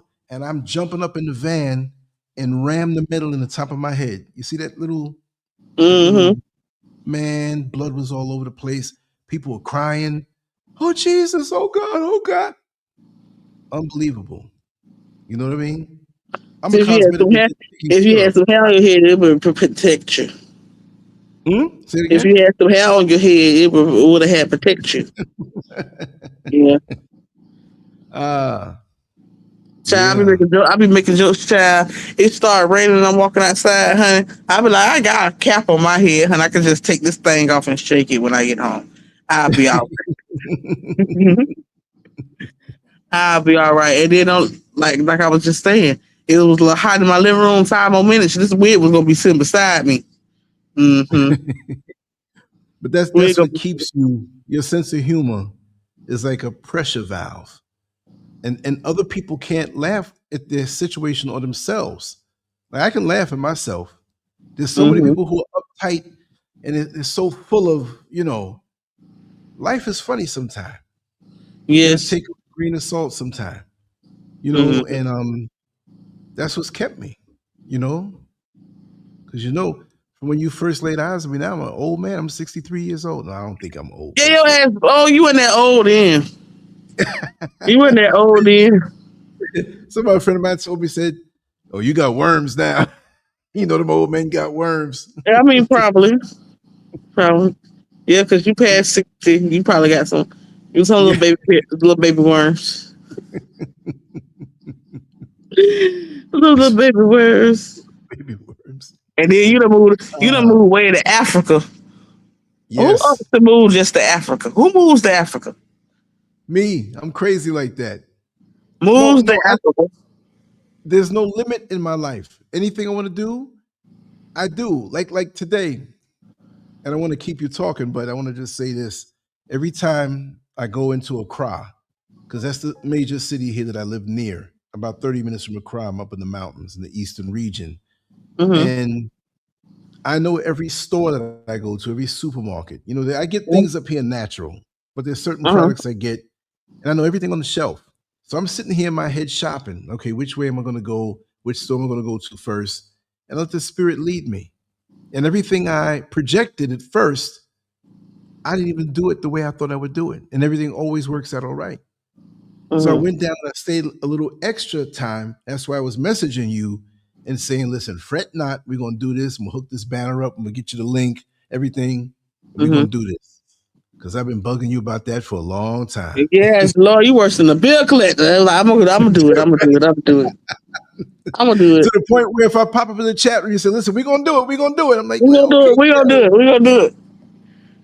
I turned down podcasts because I be feeling like some people just want me on the show just for a hype thing to talk about. You know, just for a hype thing to talk about. But for real, like I ain't like that. Like I ain't really like that. Like I be trying to educate. I be trying to educate and make sure people feel comfortable and stuff to talk to me and stuff like that. Right. That's why majority of the time you see me on live, I'm in a bonnet. I'm in a bonnet because sometimes life take you there that you don't feel like getting up fixing your hair. You don't feel like putting on an old dusty wig, honey. You feel like walking around in your bonnet. And majority of the times I feel like walking around in my bonnet. And so that's why I get on live with my bonnet. I get on live with my bonnet. I even got this little thing I'm starting like Bonnet Ministries. Bonnet Ministries. We're gonna meet every Saturday, a couple of Saturdays, and just have a talk. Bonnet Ministries, and you can come in your bonnet. Come in your bonnet. Come in your bonnet. You can fancy it up. Put some little rhinestones on, like church people put that on their hats. Put some of the rhinestones and shit on. And so you can be comfortable at church and still feel fashionable. I'm gonna do that. I'm gonna work on that one day. One day. Got a day. One day. It's just to be in contact with you and follow your lives and stuff like that. You know, because you show pop up on there and be like, "Girl, you crazy." I'm like, I'll be looking at me like, Lord, maybe I be doing too much. But I really do. I be talking about preachers bad, and I'm gonna stop doing that, dude. I'm gonna stop talking about preachers bad because I do talk about preachers bad, and I don't feel like it's totally bad. I feel like it be the truth, but other people feel like I be talking to preachers bad and stuff. Well, I mean, it's only a reflection. It's not you talking about, maybe some are good, but I got my stories too. I don't have too much good stuff about preachers. I really don't. I really don't. Well, check this out. I used to date this young lady. I was like about maybe 18, 19 years old. You remember that far back? Oh, yeah. I got a sharp. I don't forget anything. I don't got no dust in my brains yet. I keep my brain sharp every single day, right? So I'm sitting up in the front porch. Front porch is not open. Like in New York City, you have porches, but you have enclosed porches, but we still call them porches, right? So I'm gonna keep it raw. We sitting up there messing around in the front porch because it's a separate part of the house, another door you got to go through.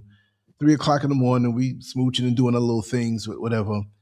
Her sister is up on the second floor, right? And two brothers, they got their own bedrooms up there, and the parents were sleeping on the first floor, right? Because the mother was kind of sick; she had lupus, and the father was drunk, so he was always knocked out. So we sitting up there playing around with each other, whatever. And so there's a screen door, and somebody's pulling on it. Because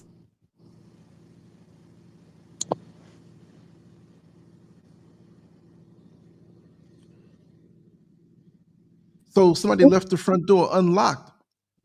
So my girlfriend is like, "Don't worry, I know who it is." I'm like, "Who is it?"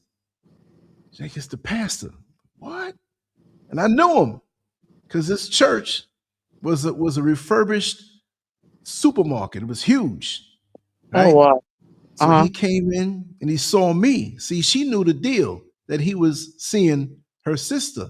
So he saw me. He knows me, right? Because my huh. Uh huh. gym that I used to go to was a block away from his church, Uh right? huh. Uh huh. So he was in shock for a second. And so he said, "Oh well, brother, good to see you again. And if if you go outside, if you could take a look at my car parked around the corner." He said, "Well, I can't feel bad because I'm a man." And I knew his wife and all his kids, and they were like a little younger than me, but Mm. that was his thing. And the sister, had three other girlfriends, Ooh. right? Just friends, and he was seeing all of them. And Oh damn. they would get around and brag about what the pastor did, what the pastor paid my bills for this month. Well, this pastor gave me this ring. It cost so much thousands of dollars. Well, pastor taking me Ooh. on the cruise. I'm like, all he was doing was pimping.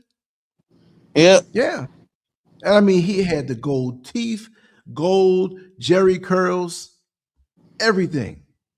Oh, you know he was a pale then, Jerry Curl. Oh, and he used to come down to the gym because I used to manage that gym, you know, and he'd come to me and say, "Brother, we got that huge basement down there. I got the money to get all the equipment. I'm not trying to compete with the gym here, but you can train a lot of the ladies in the neighborhood. They're home, they're not doing nothing, and they'd love to have you come train them. And I'll make a little special room down there, one for you and one for me." So he wanted me because I was very well built at that time, right?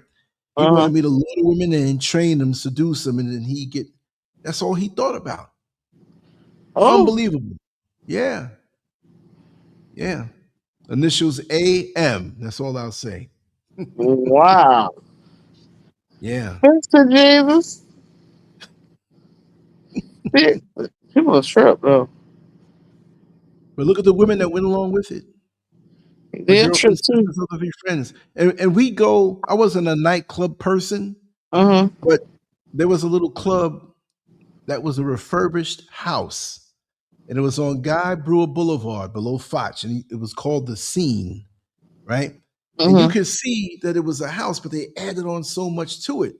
So when they would go and my girlfriend wanted to go, I'd go.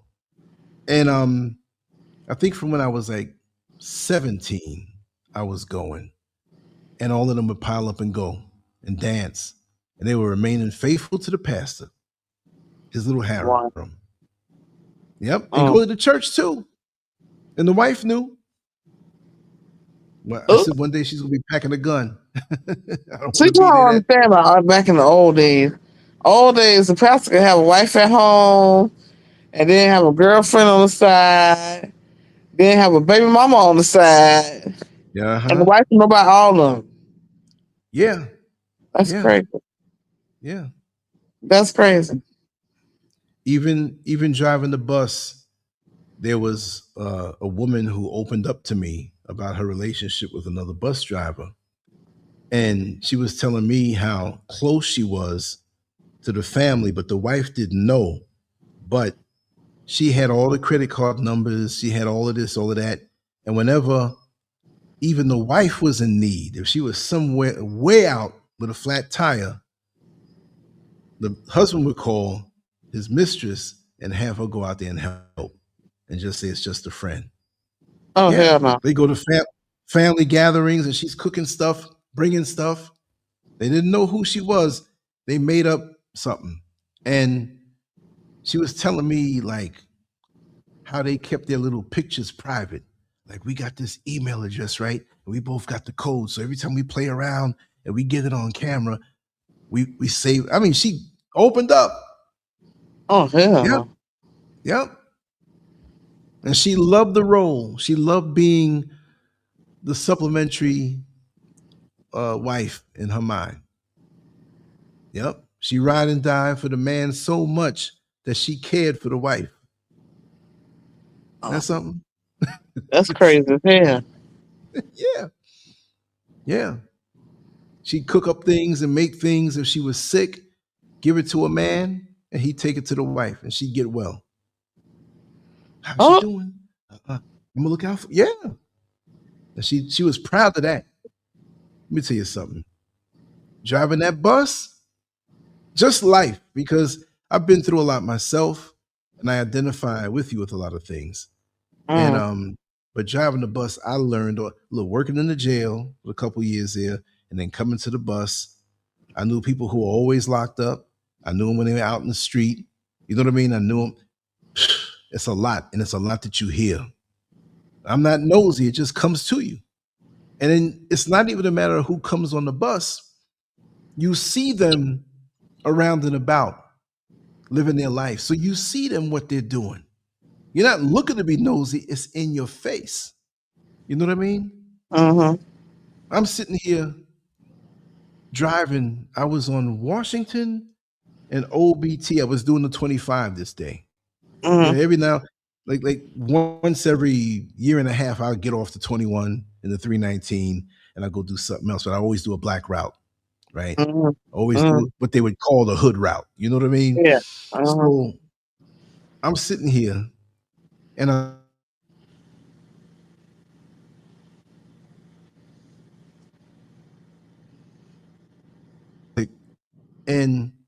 I see this real fat guy, right? He's laughing and he's eating chicken, right? And so we're driving kind of parallel. So we crossed over OBT and went over to that next street, and we stopped by the light. They laughing hard now, and they're blasting the music. I'm looking. I see the guy that is in the passenger seat eating a piece of chicken, looking up at me, laughing, jerking the guy off that's driving his fat buddy.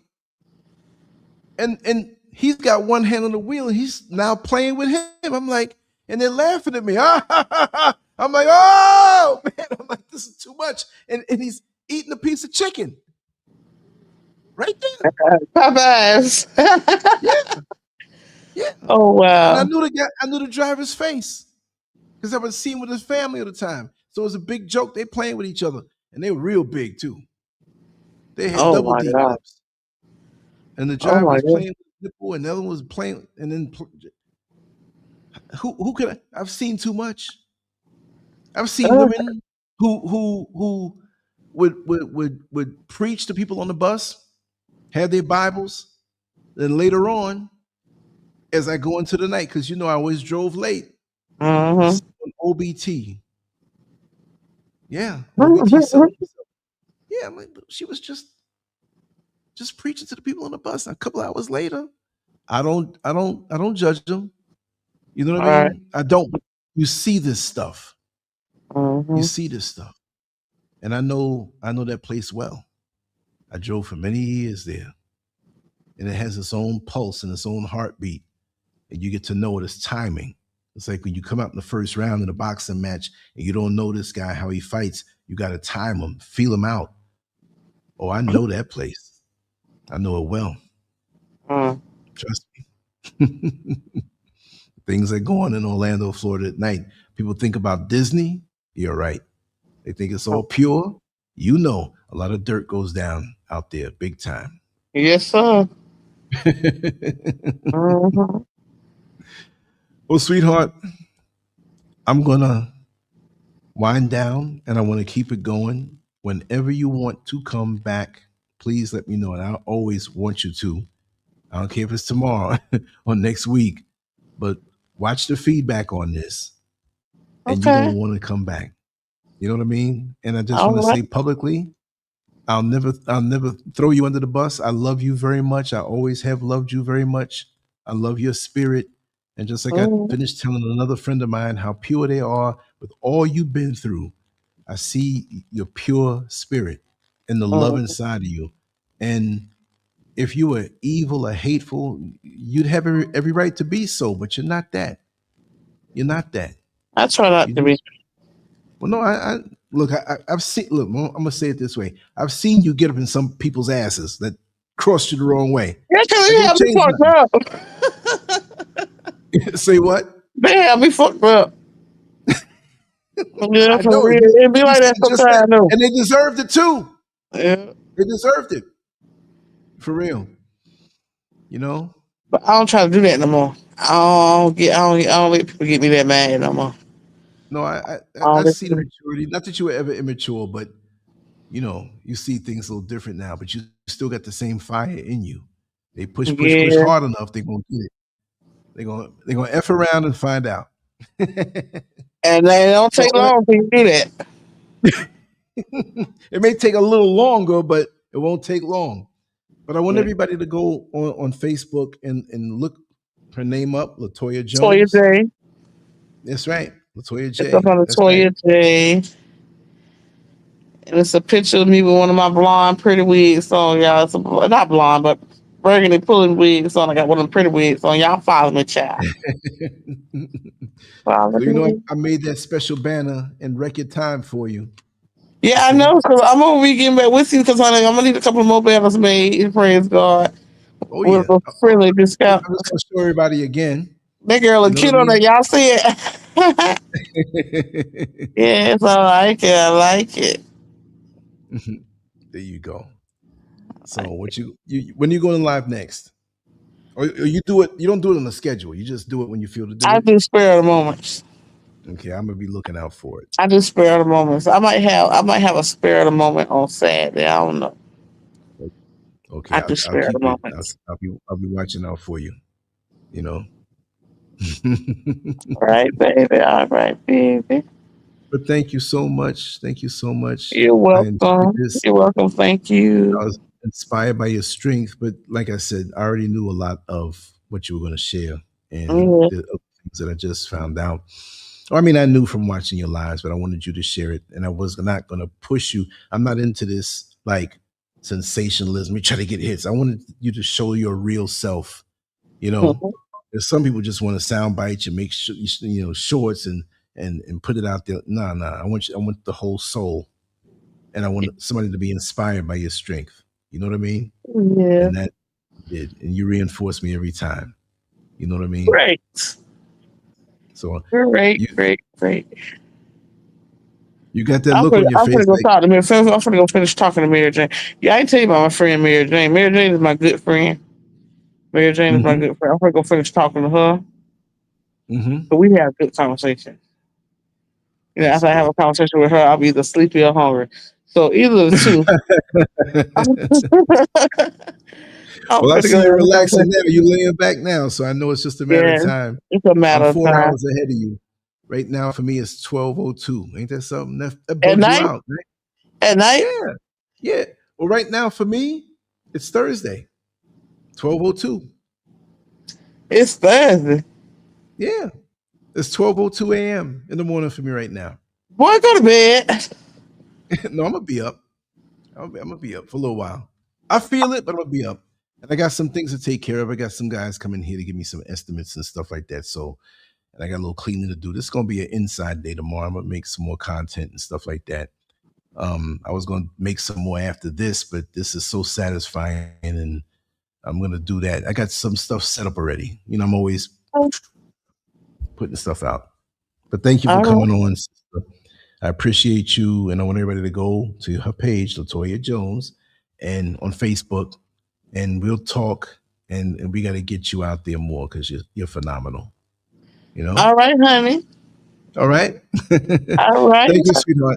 Have a good night's rest, or if you're gonna eat with it, I'm gonna eat too. It's late, but I'm gonna eat. Fix I it, didn't eat Jesus. much Fix today.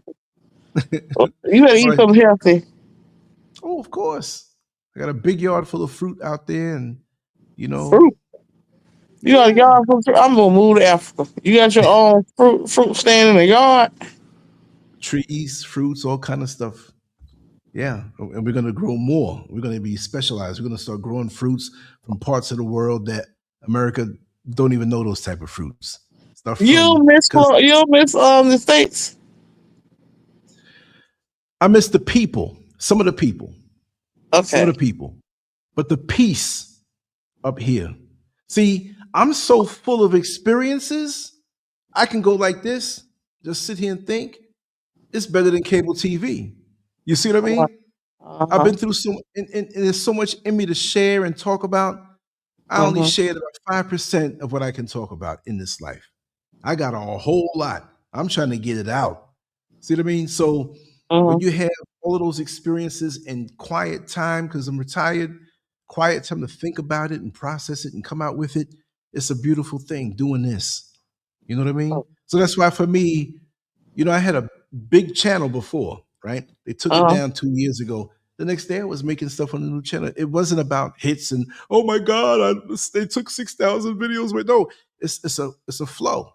You keep going. Right. This is what I do. It's rhythm. You know what I mean? So it's something ingrained in me, But yes. Get some rest, girl. I am, child. I am. I'm going to talk to Mary for a little while. That's my friend. She don't talk bad, but she just listen. Okay. That's my friend. All right. Enjoy it. And this link will be up, if you wanted to share it, as soon as it's done. I gave you the link. So will this be on Facebook or YouTube? Well, I was going to put it on Facebook, but I had some kind of problem getting it on there, but it's on YouTube. And as soon as it's over, the link is there. I gave you the link to come into the show, and then we had the link that you can watch. And you go into the message, you'll see the one that you can watch is the one that you'll see this whole thing, this whole interaction. Okay. All right. All right. This is fun. We must do it again. Oh yeah, when you're ready, I'm ready. I'm like a fireman with this thing. You can call me up and I'm ready the same day. You know what I mean? So as the spirit hits you, let it happen. All right, sweetheart. Cool. You have a good night's rest and talk to your friend. All right? All right.